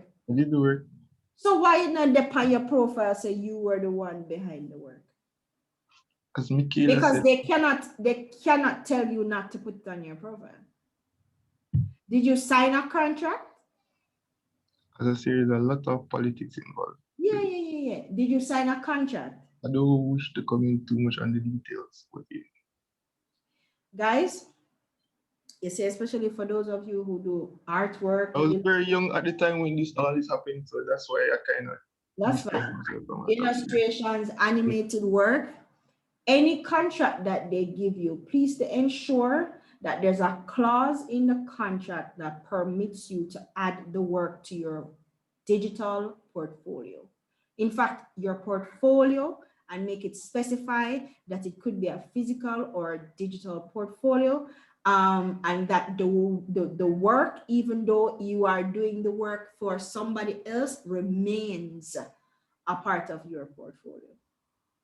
Please ensure if that clause is not in a contract, walk away. If they're not willing to amend the contract to put that clause in it, walk away. And it's for all my creatives, walk away. Okay? Because something that blew up as big as that, you should have been able to put that on your page, because that is massive. You should be able to put that on your page and say, illustrated work for whatever the series is, illustrator behind whatever the series is, blah, blah, blah, blah, blah, blah. You should be able to do that. But never mind. I think you need to do a lot more sample of your animated video work, even if it's not a project. And this is where a lot of Jamaican creators tend to fall out sometimes, because they only put out stuff that they did as part of a project. In your downtime, you should be doing sample work and putting sample work out there. That's how you keep your skills fresh, and that's how you keep your ideation process fresh as well. And you never know, something that you are just sampling around with, you put out there, spark an idea, and somebody might go, hey, you know, say put this out, this one, it make me think some more for this one, and you can get some of it. And you know who did that? A guy by the name of Joel Dean. Joel is a software engineer for Automatic, which is the company behind WordPress. And you know how they found him? He created a little code thing and put it on GitHub for WordPress. And it's the same thing with Javan. They created a code, and people don't think that code is art. It is freaking art. It's digital art. That's something they're creating right there, right? So they created this code and they put it out on WordPress. It was like, okay, so we need this, and that means we need you. And that's how they were found online. So sometimes, guys, in your downtime when nothing is happening, start creating concepts in your head and put it out on your profile. You never know who might see it and come across, and you never know how it might inspire you to do something else on that level. But I think the last time you post was July 2020? Yeah, I haven't had any need to post since, because just my work has been coming. What do you mean you haven't had any need? As in the work has been coming, I've been so busy, I just don't have the time to post. Trust me. You need to make the time, Orin. I don't buy that I don't have time to post. What is this? I don't have time to post. It takes 5 minutes to post. What's this? I don't have time to post foolishness. You do a piece of work, your work already do. All you're doing is capturing it and posting it on your profile. What's the I don't have time? Where the time factor comes in for you, that is a deterrent. You've just not been dedicating time. No, as in the work that I do doesn't necessarily relate to this, because I also do graphic design, so there's a heavy side of that as well. And it doesn't... Orin, you are an artist. It all ties back into your brand. I see. You know, it's a good thing that I do these courses online. I appreciate it. Just I really want to punch you right now because I don't understand your thinking. I have violent tendencies, guys. Never mind. I want to say these things. But Orin, you're an artist. And first of all, don't know why you're calling yourself Early Dark when you have a name. Why this is not under your name as the artist, I don't know. But if this is your artist name, that works too, no problem. But everything that you do ties together, my dear. It shows your range, it shows your flexibility, it shows the talent and the level of talent that you have. Post it now. What is this hiding under a bushel foolishness? Let it shine. Amen. Change up your bio. Make sure so your bio tell people everything you do. You're a graphic artist, illustrator, and animated video creator. Why are you leaving pieces out, especially if it's the pieces that is earning your money? Put it out there and start putting out your work. What's wrong with you? You don't have a problem. You don't have a problem. I don't think you have a problem. I think you have a time management issue, or you have and sometimes you may not think it, but it probably be a confidence issue. Have you ever thought about that? All of the above. Was that? I was saying all of the above. Because the thing is, there's no such thing as I'm too busy to promote myself. Because even while you're working, you're promoting yourself. Because you could just switch on a camera and show people how you created a character. And that's content. Every single time you pick up a pen, you pick up whatever the tools that you use to create your art. Once you start putting that thing, once you start creating, you're creating content.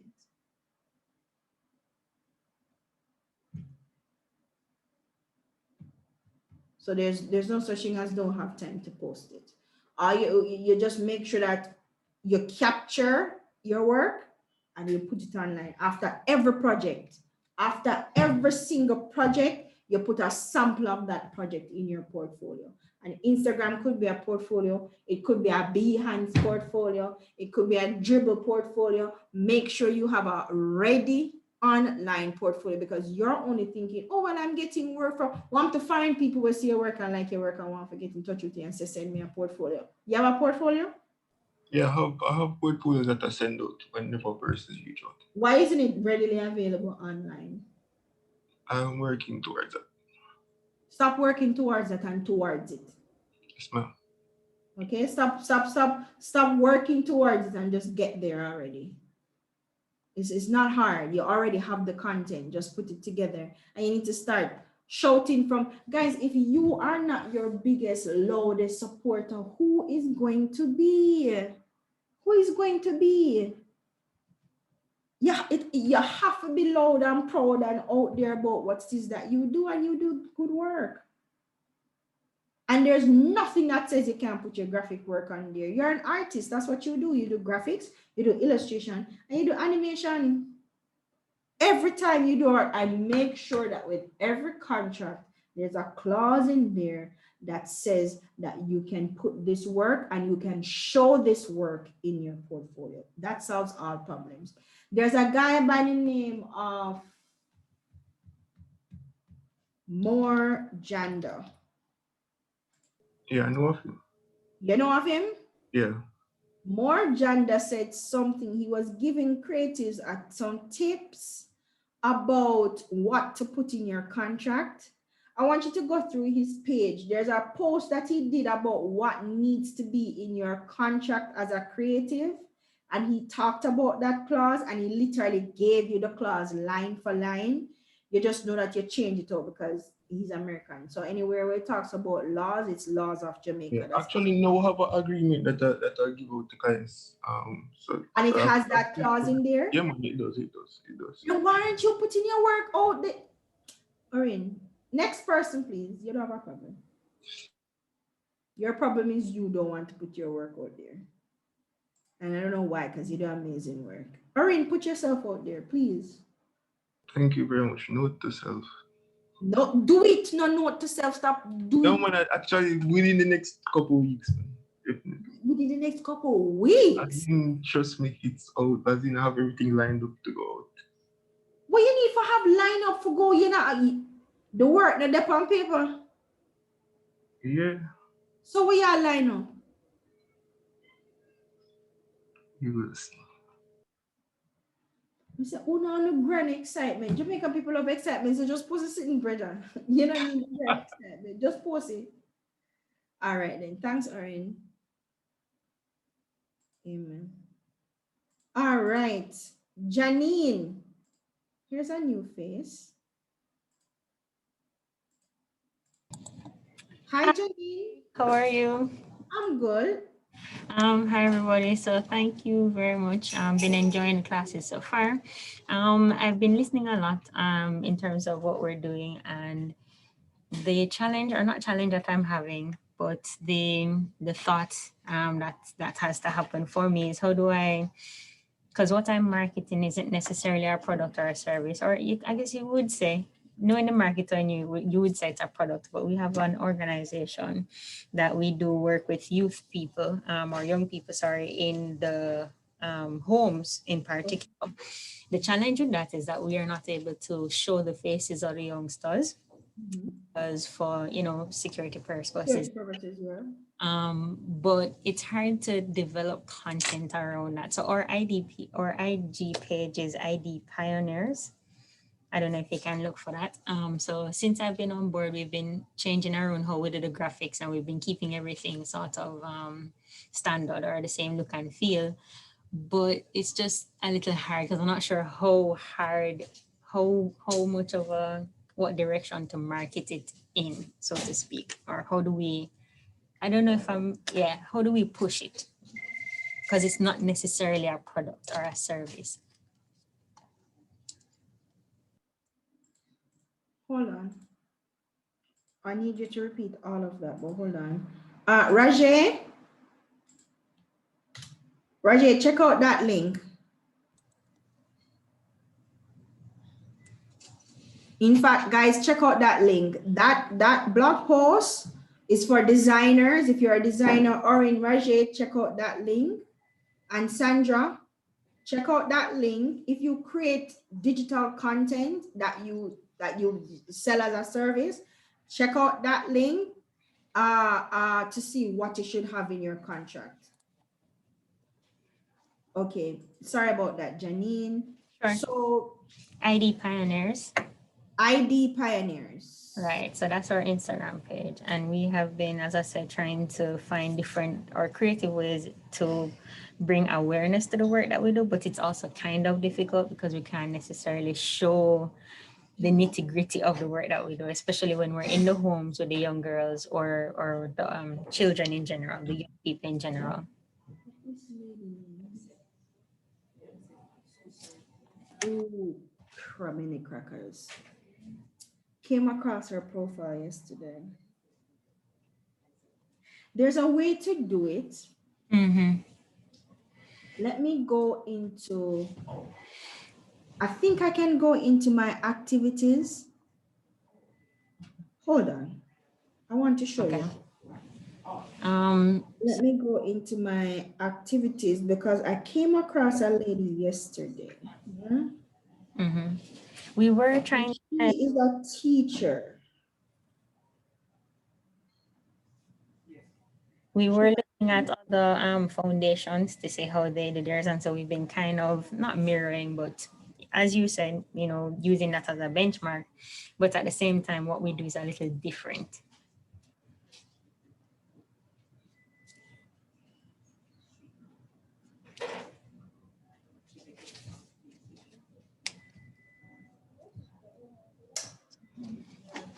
There was a way that I can, isn't there a way I can check which pages I visited?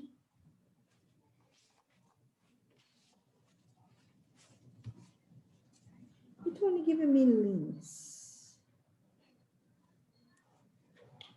Right. There's a lady. It's an American lady, and she's a teacher. See if I can find her with a hashtag.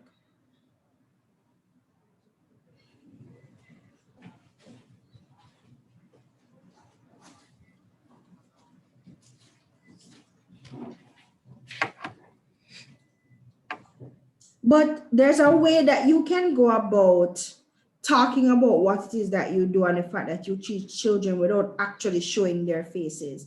And I thought she did that so well. Why did I not pay attention to it? I came across her in my Explore page.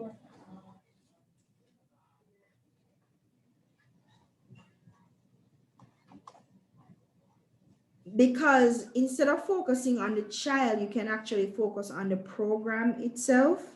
Angeli teaches.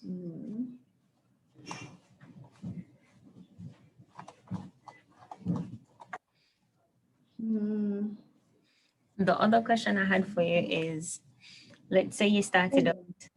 Don't. This thing is going to bug the hell out of me until I find it. Just why Jesus Lord. All right, let's look at a bigger brand example. Look at Khan Academy. What do you say you teach? All right, so what we do is we equip young people with the necessary skills to identify their purpose. So one, we help them to identify purpose, the things that they like. We use different types of personality tests, etc., to determine your strengths. And so we kind of guide them into like a career or that kind of thing. And then something that we do is now we teach them equipment or life skills, so time management, etc., and then we'll move from that now to actual mentoring. And so the entire process, we will work with a young person for a period of like almost 2.5 years. So between the sessions of identifying who you are and what you're capable of doing, to then moving into an actual mentorship period, which is about a year long. And then after that, now we kind of release them into whatever it is that they're doing, and we provide support for them. And so we've been going into different homes. So we're in currently 3 different homes, and we have sessions every other weekend, that kind of thing with them. And it's really an impactful program. It's very nice to be with the girls and to hear their stories, that kind of thing. So we're trying to find a way to, one, heighten awareness of what we do, so bring awareness to it. We also need to create we want to create a community of persons around us. And because what we want to offer is not, so what we're offering, the skills and that kind of stuff, we want to begin to offer it to generally just through the platform to other young people as well. And so we're trying to find a way to market it, but without it being, I don't know how to explain it. It's, when I talk about it, I don't know if it's a product per se. It's not in my head, and it's also not a service. So I'm not sure how to. It is definitely a product. Okay. But I don't think you're necessarily on the right platform. Okay. Are you on Facebook? Yes, we do. We have a Facebook account as well. What is your most active engaged page? Probably Facebook. It will be Facebook? Yeah, probably Facebook. I figured it would be Facebook. So do you have volunteers? Yeah, we do. We have a group of volunteers from different facets of just different spheres who work with us. So why not look into doing videos with the volunteers sharing their experiences about the children that they've worked with? And isn't that children in HSO? That's somebody else's kids that we were able to highlight. So why don't you ask permission from the parents to highlight their children? No, we can't. Trust me, we can't. So one of the homes in particular that we're working is a place. Oh, it's a children's home. Yeah, all of them are both. Oh, I thought children's you were homes. like private. Okay. No. Understood. Why not talk to the directors of the homes and have your volunteers share their experiences and okay, all right. And stuff like that. So for volunteer highlights and show some of the products that directors. you've created and work that you've created, and maybe do some online kind of stuff, or there's so many things you could be doing. Right. So one of the things that I did do was I started working on a plan based on the course that we've been doing. And so I had a few ideas. One of them was a volunteer highlight. And then the other thing was to do a sort of a live session once a month, using some of the content that we would have been teaching the young people in the home, share that on the live on a Friday evening, that kind of thing. In addition to that though, we have something called a Purpose Live series, which is like one every quarter. Called a what series? Purpose Live series. Purpose Live? Yeah, Purpose Live. So if you scroll down, there should be a video there. And what we do is we bring in 3 or 2 guest speakers, and that's excerpts of one of them, correct? Yeah, uniquely branded.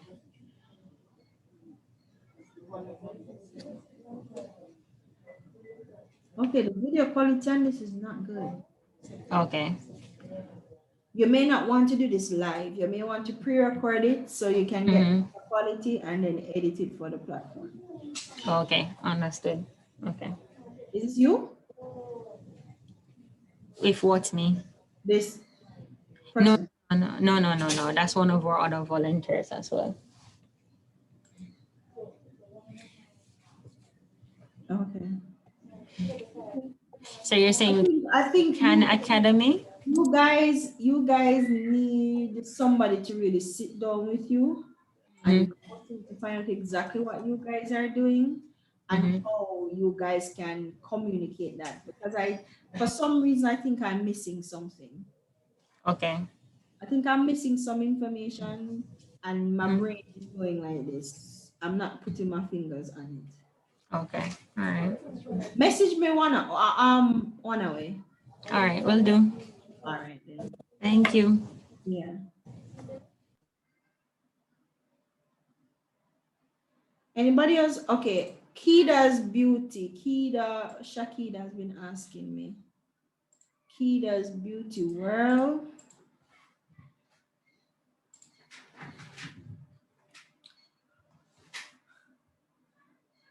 Right off the bat, I have no idea what it is that you do.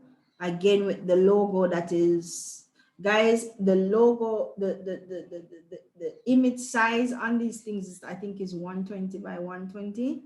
You don't have a lot of space. So if you have text in your logo, nobody's going to see it. It's just going to look messy. Okay? So just be careful what you're posting for your logo image or your image here. So I'm guessing you do braids. I don't know.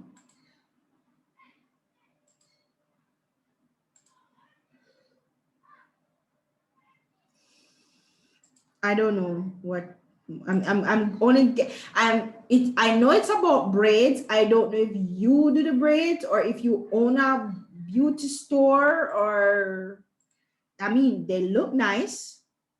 I'm shocked at the low engagement on them. But I think it's because people are confused as to what they're looking at.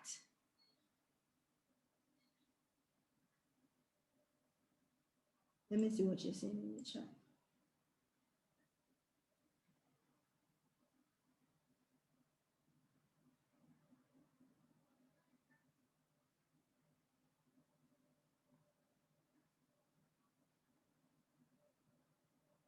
Yeah, but you see, Reggie, me constantly I search for people and I do things.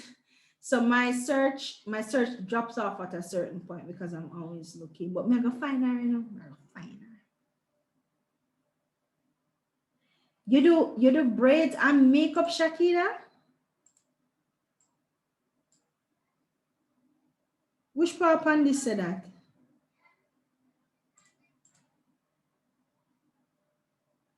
Shakira, you don't have a bio. That's one. Having a bio with just a bunch of hashtags is neither here nor there, because what is supporting that hashtag? What are you drawing people to when you're looking at the hashtag? Then you have this everlastingly long YouTube link in your thing, which I keep telling people about. Why is your YouTube link that long? Hide it behind something. Get a link tree, drop a YouTube link there, drop a form there for a booking form there so people can book your service. Tell people what you do with, and then use your hashtags to support that so they can find your content. What is annoying is that you come up in a hashtag search, and when you come up on your page, I don't know what the hell it is that you do. That's annoying. That can be annoying. So you have to be careful of that. And you just have to make it clear.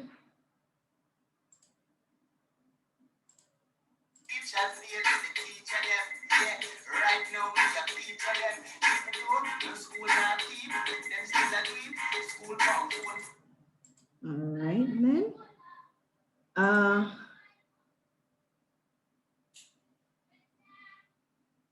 You have no Shakida.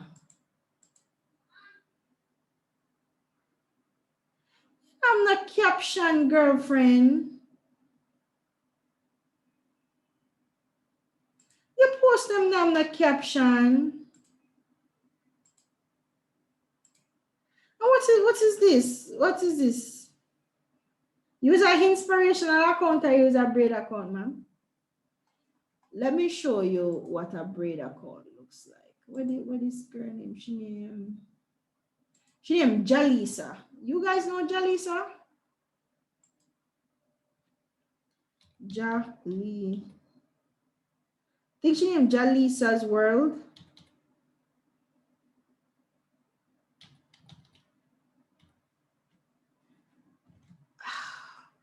I can't find her on Instagram.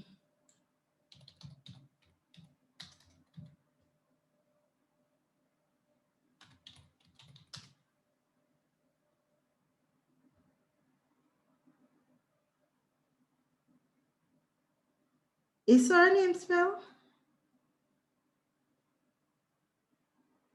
Guys, you know who I'm talking about, Jalisa?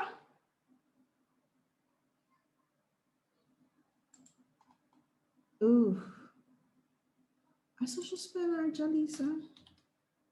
She is from one of them Caribbean.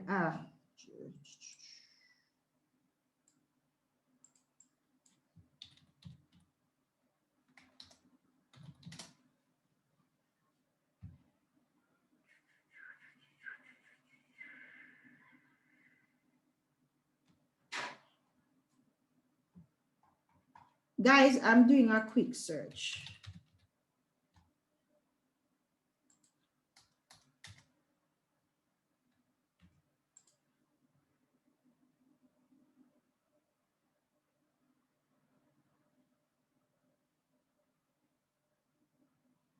I think this is her.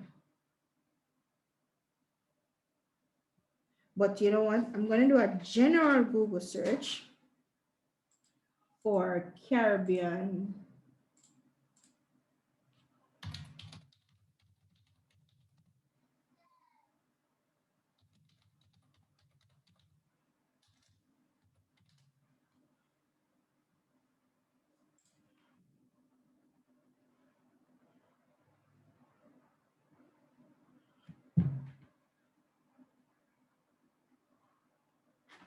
Oh my God, this is annoying. She named Jalisa. Jalisa?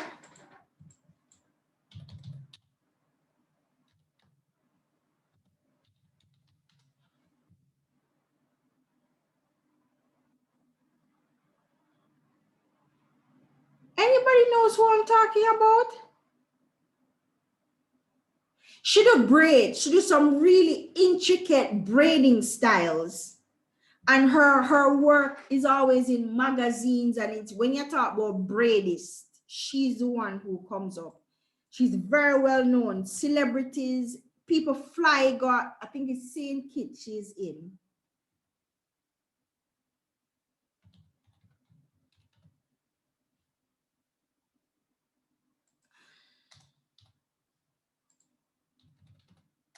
I think she's in St. Kitts.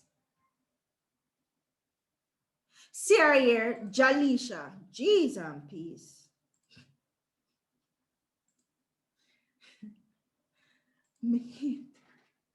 Jalisha, where is she on Instagram?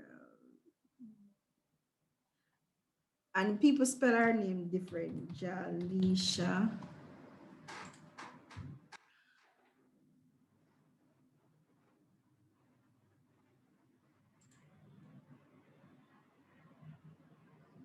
This girl, Kunomono. This girl, Shakida, is who I wanted to introduce you to. Right? Just to show you, okay, apart from the Jesus thing right there, so I'm an artist and braids are my medium, plaitologist. She's not in Atlanta, but she is from St. Kitts, right? And now every time you search braids, especially on Pinterest, her work comes up because she has done such a fabulous, this is her. This is her. She has done such a fabulous job marketing herself, and then her work stands out so well. This is her. Her work stands out so well. So she actually lives in St. Kitts. That's where she's from. And when I tell that people fly out for go get them here done, right? Notice how she brands her things too. Her work is highly branded. I mean, she's all over the place, right? And I wanted to show you because I wanted to show you what somebody who does braids look like, what their page actually look like or should look like. And her page isn't even the most professional braids page, but you clearly know what it is that she does because she says it in her bio. Her captions, she tells you the type of hair that she uses, she tells you who the model is, etc. She don't have the best captions either. But at this point, because she's such a bigger brand, she can get away with it, right? And she tends to does this, what is your favorite kind of thing, styles kind of thing. And that's another way of showcasing her work. There's another girl too.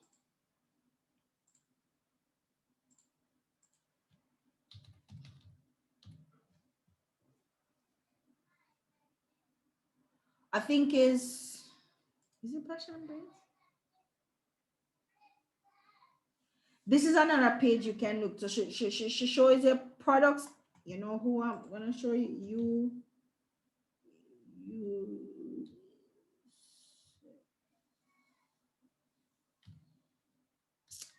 What's your name?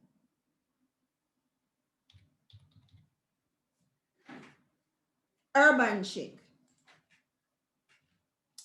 This is my friend Shelly, and Shelly, granted, Shelly is a hairstylist and she has her own shop, but Shelly did not get her own shop. Let me tell you, this girl work her.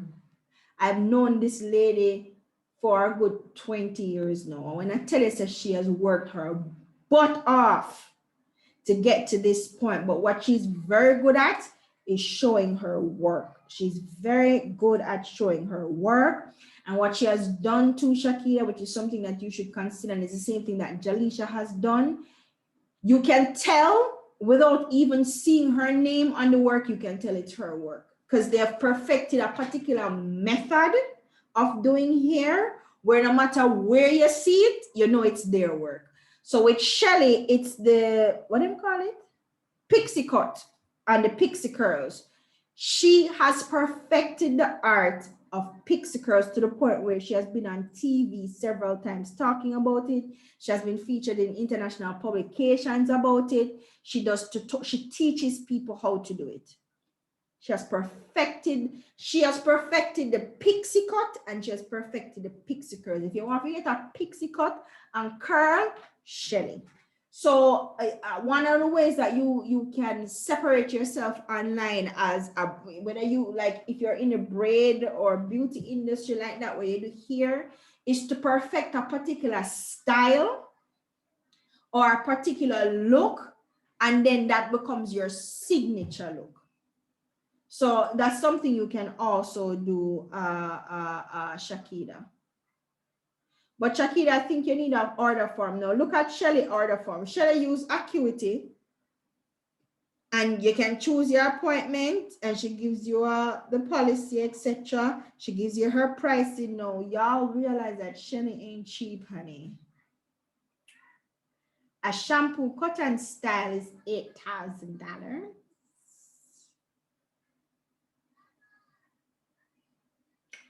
So yeah, but you can put in your info. Oh, you select what you want. So say you select this. Yeah. She explained to you what the thing is. You tell her the time. Say, yeah, select the one you want. Select the time. And then you click your info. Set the date. Yeah. So say you set the 10th. Continue, and then you come to your information, put in your name and stuff, and then you continue paying, you confirm, and go about your business. So it's a form like this I'm talking about, Shakira, but a lot of people now use Google Forms. It can do the same thing. Okay. Yeah. So I'm saying get a Linktree or use one of these third-party link accounts, Shakira. Drop your YouTube link behind that. drop your forum behind that, put it in your bio. What you do, put your hashtags, drop your link, and let them know that your appointment form is in your bio, and they can click and go to your bio. Yeah. And you need to start posting way more about what you do with hairstyles like this. What works best a lot of times is actual videos of you actually doing the hair, or videos of the end product. I use Linktree. That's where my experience is. I can't tell you about the other ones, but you can research them for yourself, you know. Okay. All right, Shakira, thank you. Anybody else want to jump on? Sanjay wants to say something else? Sanjay wants to say something else? No? Okay.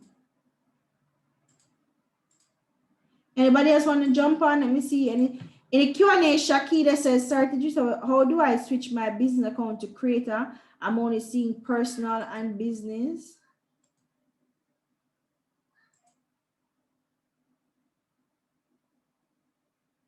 When you go here, depending on the type of account you have, you should, where it says switch to personal account, switch to business, or switch to creator. I have a creator account, so it's telling me to switch to personal.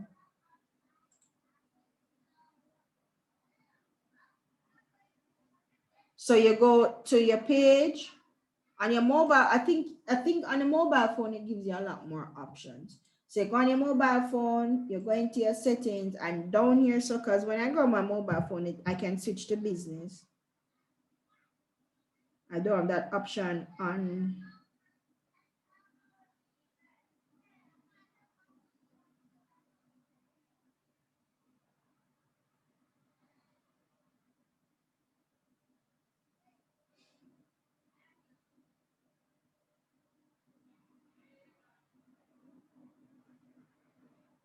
All right, so on your phone, Shakira, let me stop sharing so you guys can see my phone.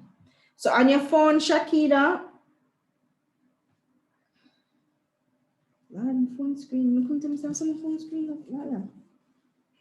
Okay, so on your phone, you go to Instagram, yeah, you click the little thing here, so, well, I'm already on my page. You go to the hamburger menu, which is just those 3 lines here, so.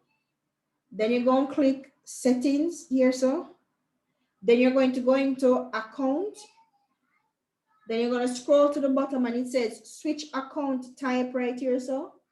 And for me, what comes up is switch to business account, switch to personal account.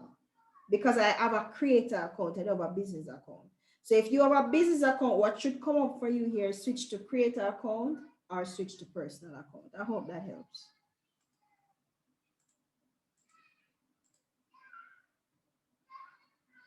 You don't see it on your phone. Why you don't see on your phone? Michaela, you don't see the option to switch to a creator account on your phone? I don't think you can switch from a personal account directly to a creator account. If you have a personal account, I don't think you can switch directly to a creator account. I think you have to switch to a professional account first and then switch to a creator account. I think that's the reason why you're not seeing it. Yeah. So if you have a personal account, Michaela, you don't have access to a lot of things.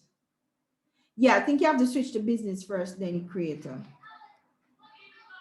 Yes, if you're creating a new account, then you have the option to choose from the get-go.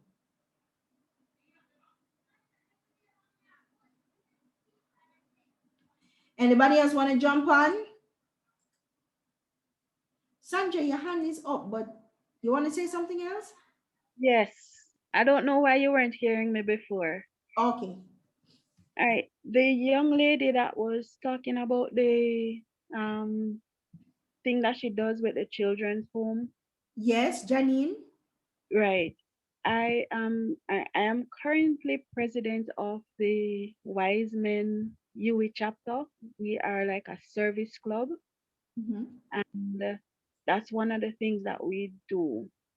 So we have been looking for someone to partner with to do the. Ooh, hold on, because Janine and up. Janine, jump in. Hello.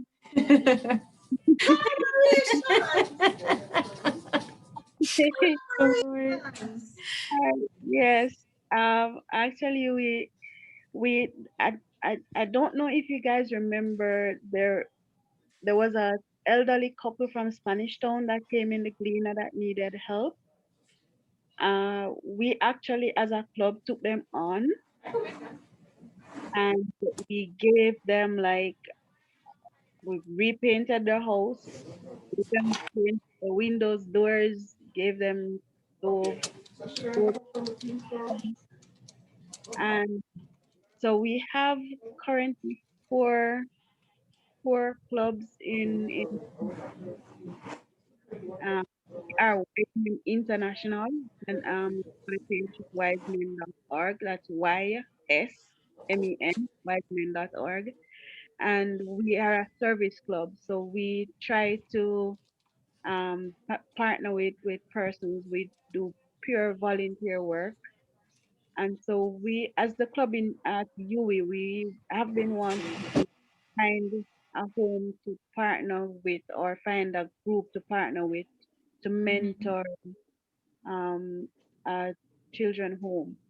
So Oh, I excellent. really would love Right. to collaborate with you, and Okay. we probably can figure out the question that you were asking, how to market Mm-hmm. the whole thing. We probably work on figuring that out, so you can get your stuff out there. Okay, great. Thank you. Can I give my number over the, that's fine, right? No, send her a private message, Janine. Okay, all right, cool. Give me your name again. Sandra, Sandy in the group. Oh, I'm not seeing the names popping up. Sandra. All right. I need to find a way to link with you, Sandra. And you said YSMEN, right? Guys, do the exchange in private message. All right.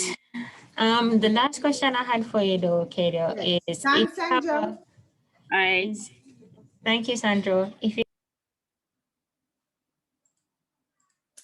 Sorry, Janine, go ahead. My apologies. Oh, no problem. So would you recommend if you have a page, right? And let's say when you started out, there was no direction in terms of graphics, etc., but you started to streamline it. Do you recommend sort of? Go again. So let's say you had a IG page, right? And when you just started, the graphics were all over the place, not necessarily professional, etc. Now you started to change the way your graphics look. It's more uniform, more on brand. Do you recommend sort of creating like a separator between the two or getting? No, just archive those images. Archive them. Okay. Let me show you how. See my thing? See my phone? Yes. Go to Instagram, go on your page, scroll down, and then when you click on a particular post, you see these three dots up in the upper corner right here, so? Yeah. Click on them, and you should see archive in that drop down list. Okay. Just archive it. Don't delete it.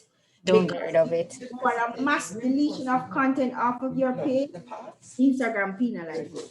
They say they don't, but they do because it has happened. Okay.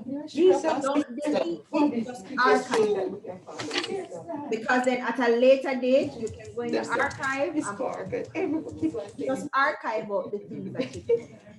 Okay. It's level 7. Right? Thank you.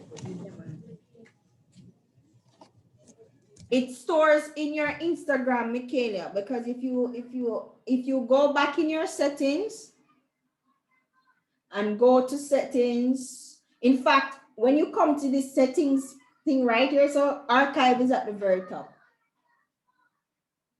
And you can see all the posts you've archived, and even by date, and even by location.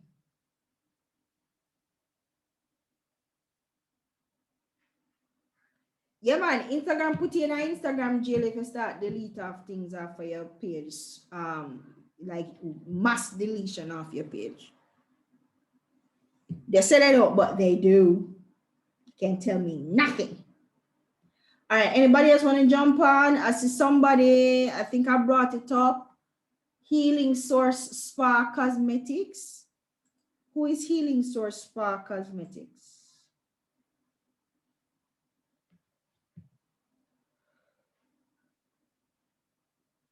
Who is Healing Source Spa Cosmetics? Guys, I'm sorry, I'm yawning. I've not been sleeping very well. Who is Healing Source Spa Cosmetics? I'm sure somebody put that in there somewhere. All right, nobody not claiming it. All right. Anybody else want to jump on? If not, guys, I'm going to give you your assignment.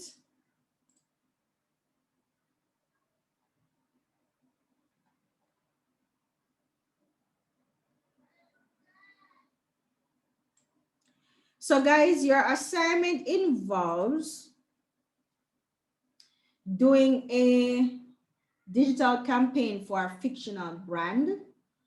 You are to choose the best digital platform for that platform based on the objectives that we give you. Task specifics include identifying campaign goals, justifying the choice of metrics that you're using, the format that you're using, and how you're putting the advertisement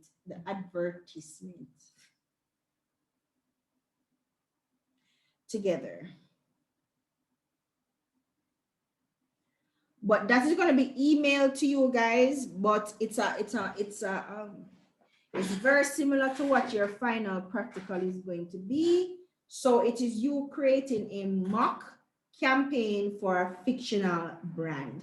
A brand comes to you and say, hey, they have this product, it's new on the market. They're giving you information, and based on that information, you're going to create a digital campaign for them. Using the criteria that they would have given you. And don't stress out about it, because we're going to come and discuss it in next week Wednesday's class. Now guys, this is actually the end of our formal classes. We ended a week early because we wanted to spend next week just doing pure revisions. Don't miss next week's class, guys, because we're pretty much starting from class 1, go right back. Okay, so come with your questions. Okay, and we can do revision. So at the end, you guys are very much on track. So Marcine, do you want us to look at you want us to look at your page, Marcine?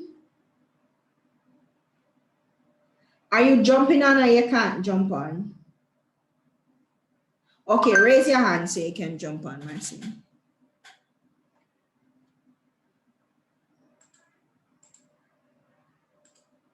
All right, Marcine, let's look at your page.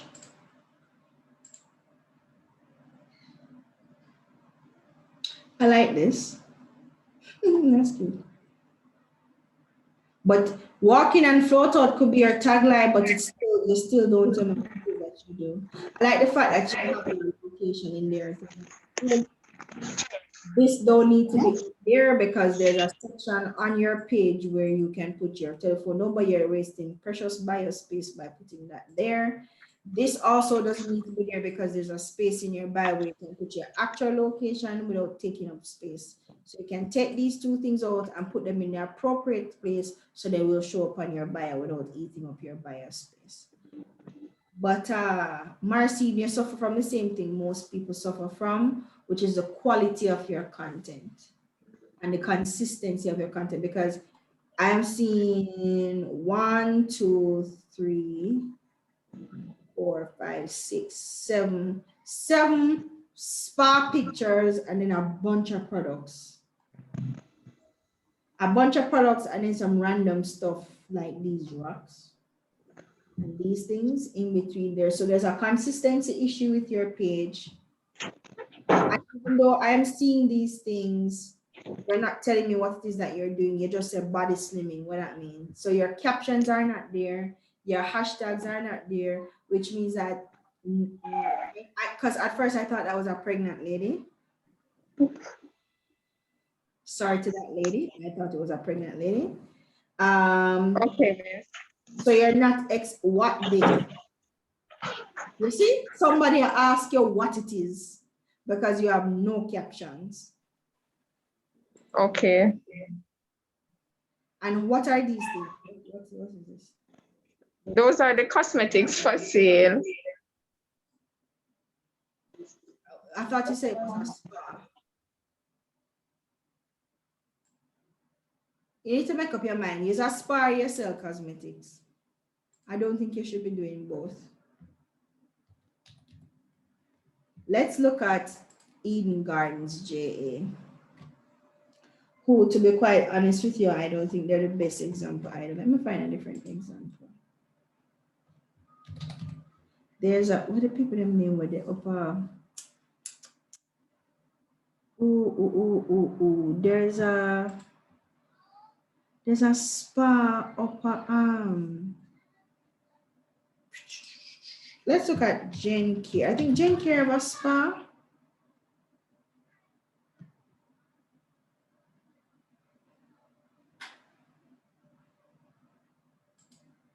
I think they have a spa.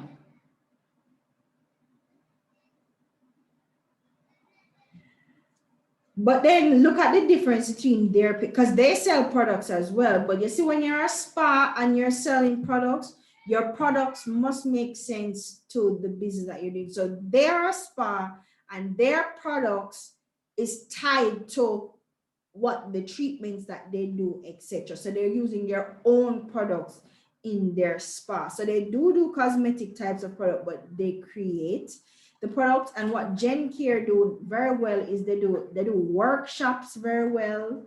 They do a lot of free skincare workshops, not necessarily for professionals, but for everyday people using their products. But it's not them. There's another spa place in Jamaica and their page is just absolutely beautiful. I just don't know what the name is. I keep forgetting the names.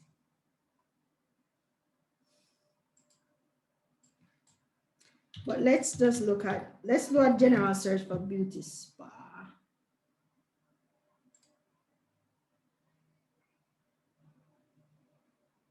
Even this page isn't so bad because at least you can see what it is that they're doing.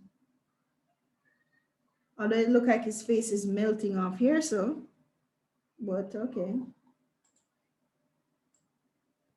Yeah, one of the biggest critique I have of your page is that it's very unclear what it is that you do. And the quality of your graphics is not good. And this is confusing.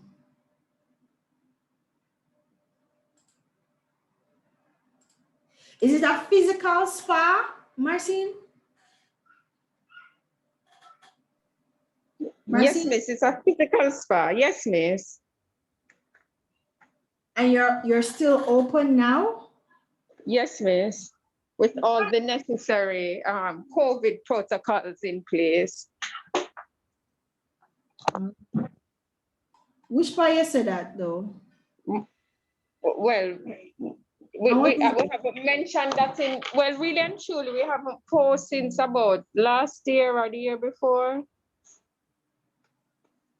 So why you have me critique your Instagram page and your Instagram page not active, Marcin? What's wrong with you and Orin? On the page not active, so what am I critiquing? Marcin, I think you need to pull that page down and start again because even the name don't make any sense. It's way too long. Guys, the shorter the name is the easier for people to remember it.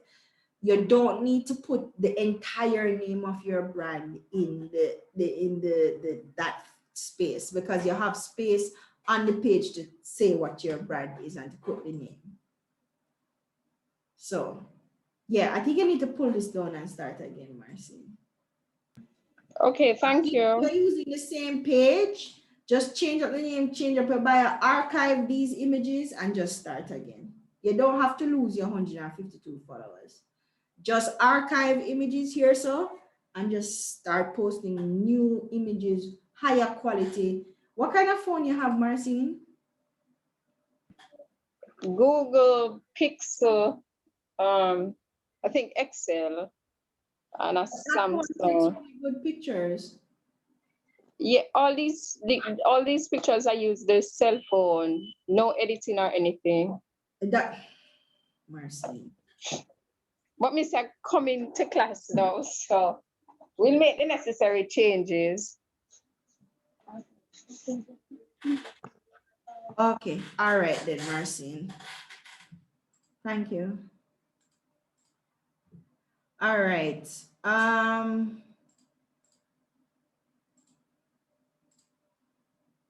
Adama, is it Adama Eve?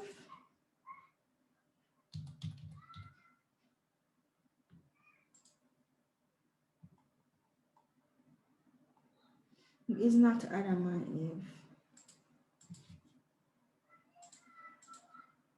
It's not Adam and Eve, guys.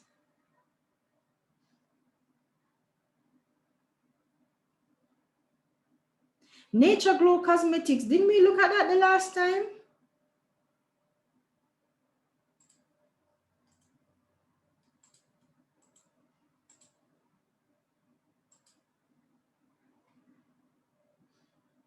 Beauty Journal Spark here. Okay. Yeah, that page is nice too. Beauty Journal Spark here page nice, man. Yeah, it's very clear what it is that they do. Yeah, that page can go on. I don't like their bio image though. And then buyer could use some work. Then buyer could use a lot of work.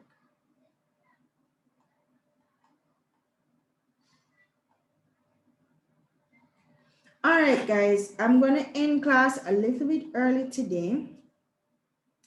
And unless there's anybody else who want me to look at anything else, Nature Glow Cosmetics, okay. Nature Glow Cosmetics.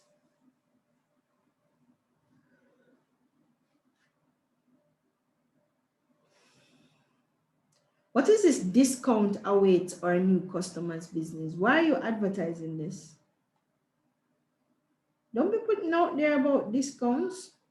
Why you already talking people about discounts? You know, so that though that's not necessarily a positive thing, because if from the get-go you try to offer me discounts, I'm going to be looking at like, so you're not getting sales, why you're not getting sales? Don't be too quick to offer discounts, guys.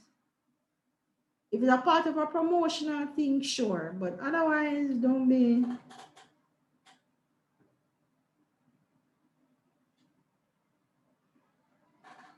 And I see this video with this little girl. Is this your product that they're using or what? Again, the quality of your images, Antoinette. All right, Tasha, message me. I know you're not seeing my screen. Please look at Lorenzo Skin and Hair Care, all right?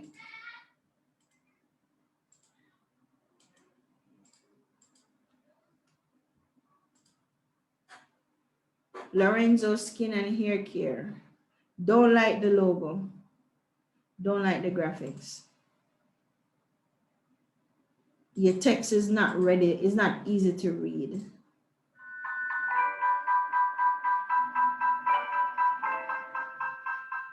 I don't like how you do this video, because then the video is in this little piece of the thing, and then there's blue text that I can barely read. I'm not even going to try and read what that is supposed to be saying. So I'm here to present this amazing product today. I'm super excited. I'm meeting up with all these skin guy. I have to explain exfoliated with two. Lorenzo, is this video of you?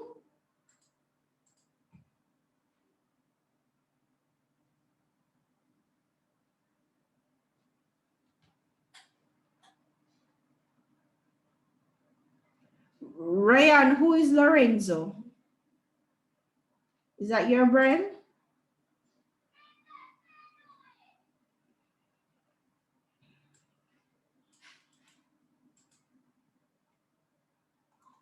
Ryan, is that your guys? Excuse me 1 second.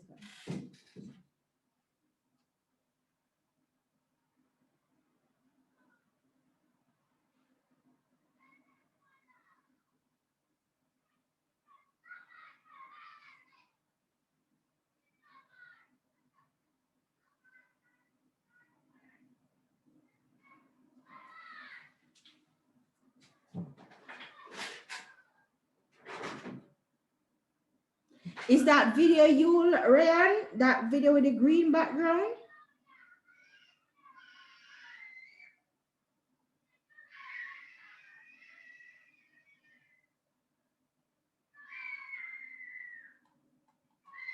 Do more of that video. I like that video. Do more of that. So I'm here to present this.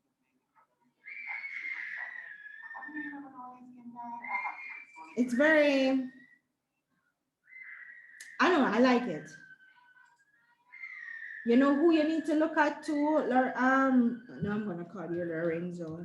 Is Joshua. Let me share my screen so you can see Joshua. Forgive the screaming, guys. It's them kids next door is the devil. Okay. Joshua Ferguson, guys. Ryan, you can take a page out of Joshua's book. Joshua is also a young Black man who is in a beauty space, and his work, his content has been featured in Fenty. It has been featured in Bliss because he's doing really good stuff with his page. And sometimes it's just real simple stuff like this one. He's just showing you the product.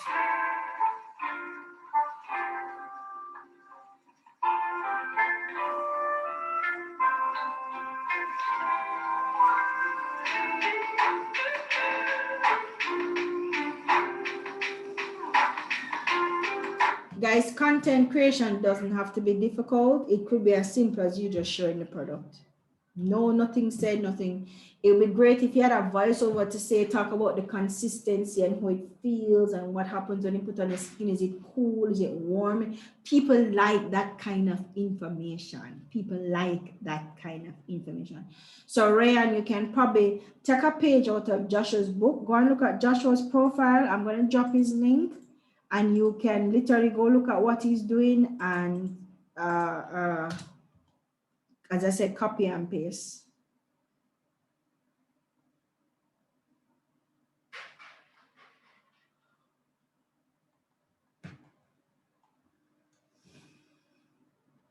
All right, somebody else did drop something that they want me to look at. Afrolicious Beauty. Is it Beauty or Butte?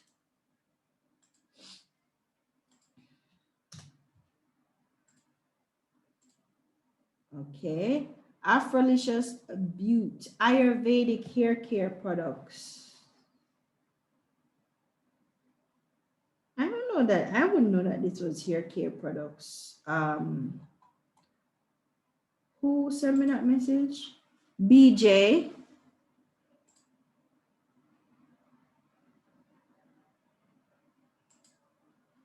All right, BJ, look at this.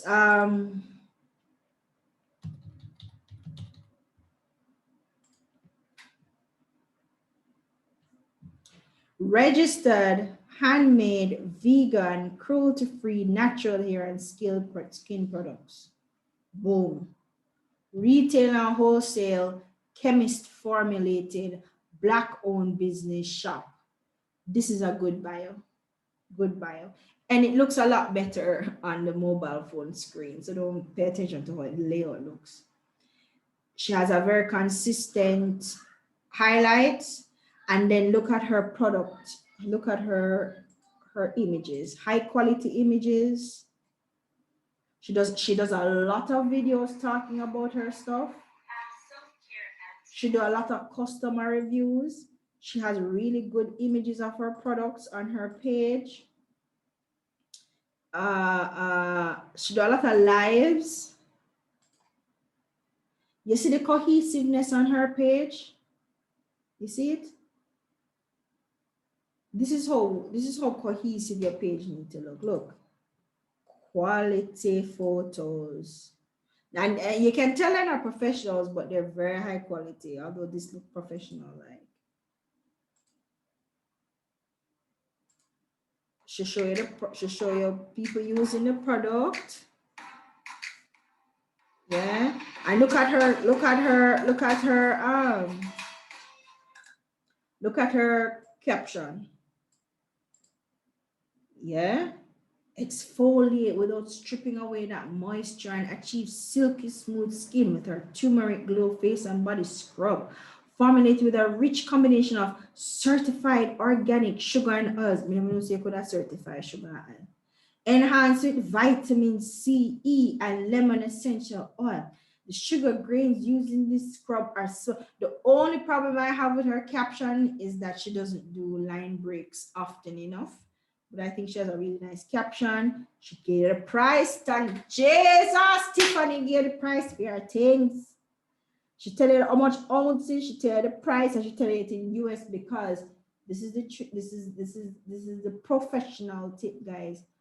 You need the long-term goal is to get people to buy your stuff from anywhere, and she ships her stuff overseas. So you know who else did it? This girl named Vera. Is it Vera? No, them up here. She's in Montego Bay. Vera something. Guys, you know me I talk about Vera something, and them sell a thing where you put it on the scalp, it helps itching. Is it Vera Care?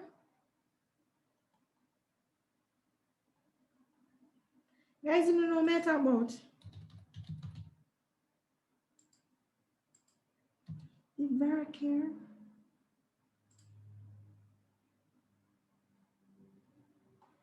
Let me do scalp treatment. I see I'm gonna find them.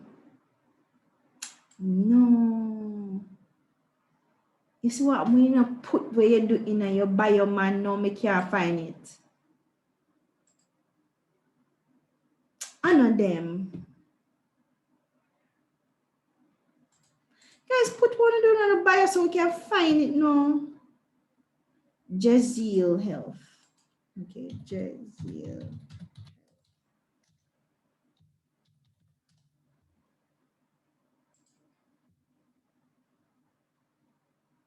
Ooh, health, wellness, and self-care. Guys, this is nice.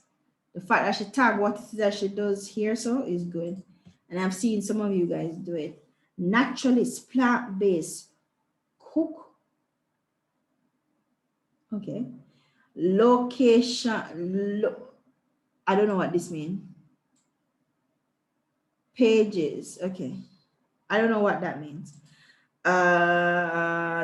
Don't like anything happening here. I am a sucker for highlight covers. I just think it's an easy way to make your page look neat. So like the bio photo, I don't think it's clear enough. It looks clear now because I'm looking at it at a bigger screen, but on my mobile, I may not see clearly what is going on there. Love the jars.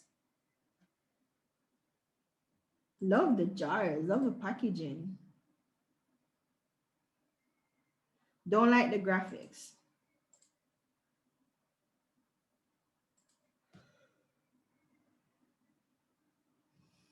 Is this, ooh. Okay. I like the page overall, but I don't know if it's things for eat or things to go up on my skin. Are things for eat? Is things for eat or for pages? Danielle, is You eat these things or these things are skincare things?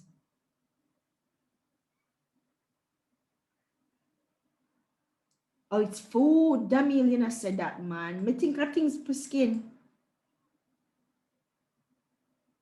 Instead of cook right there, so I think you need to change that to food so people are very clear that these are things to eat, because I thought it was skincare stuff.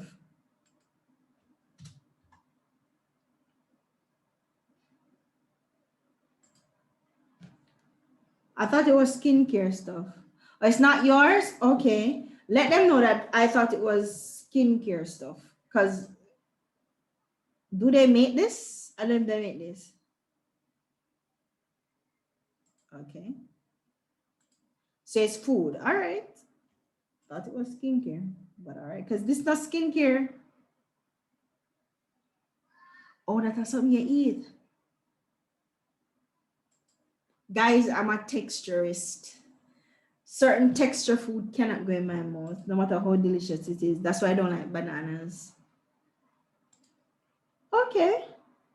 This page is not bad at all. It's just that I wasn't clear that it was food from the bio. Because when I was coming down from the bio, I was expecting skincare stuff, and I didn't even read the names or the highlights because I didn't.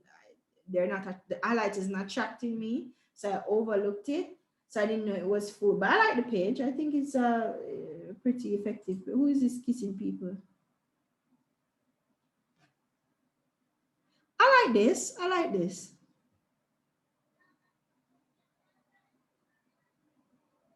And her hubby came in to help and massage and kiss her. Okay. Whatever.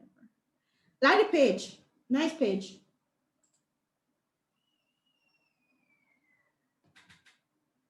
Okay. Any other page to quickly look at? Or can we call it? I think we should call it a day here, guys. So next week, guys, please come prepared with your questions. All the way back from day one, come with your questions. Guys, you got the links for the tutorial, for the recordings. Make sure that you're watching the links, and any questions that come to you, jot the question down. I really like the packaging. I really like the packaging. Because I'm gonna tell you why people like these kind of packaging too, and why she'll get business. You know, Black people love to reuse things. No, I would reuse the heck out of these containers. Her packaging is also sustainable, and that's another selling point. But I don't know if it's right to write this on the bottle or if this is just text over the bottle, but I like this. I really like this. Yeah, this can be one. This can be one. All right, guys. Yeah, recyclable. Yeah, man.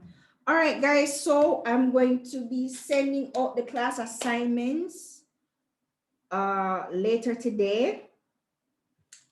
Oh, you mean plug your services, yeah, Sandra?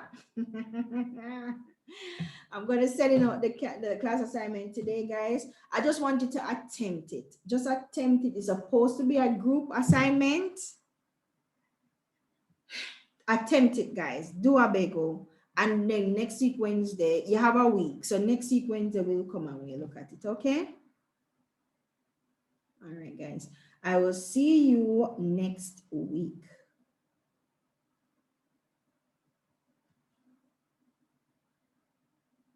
Yes, guys, make sure you follow each other and share each other's stuff.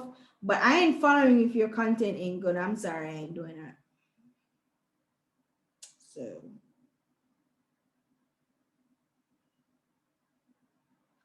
As a rule of thumb, if you're not a current page, if your page is not active, and if your quality, if your content is low, I tend not to follow it. But I will follow you guys because you're my students, yeah? But as a rule, I look at the content before I follow the page.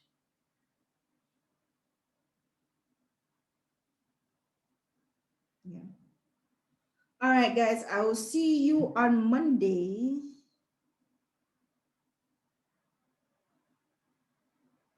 You can spend the next 4 minutes exchanging links and stuff. Marcin, you can message me after class because right after this, I'm going into a meeting. It's a long day today.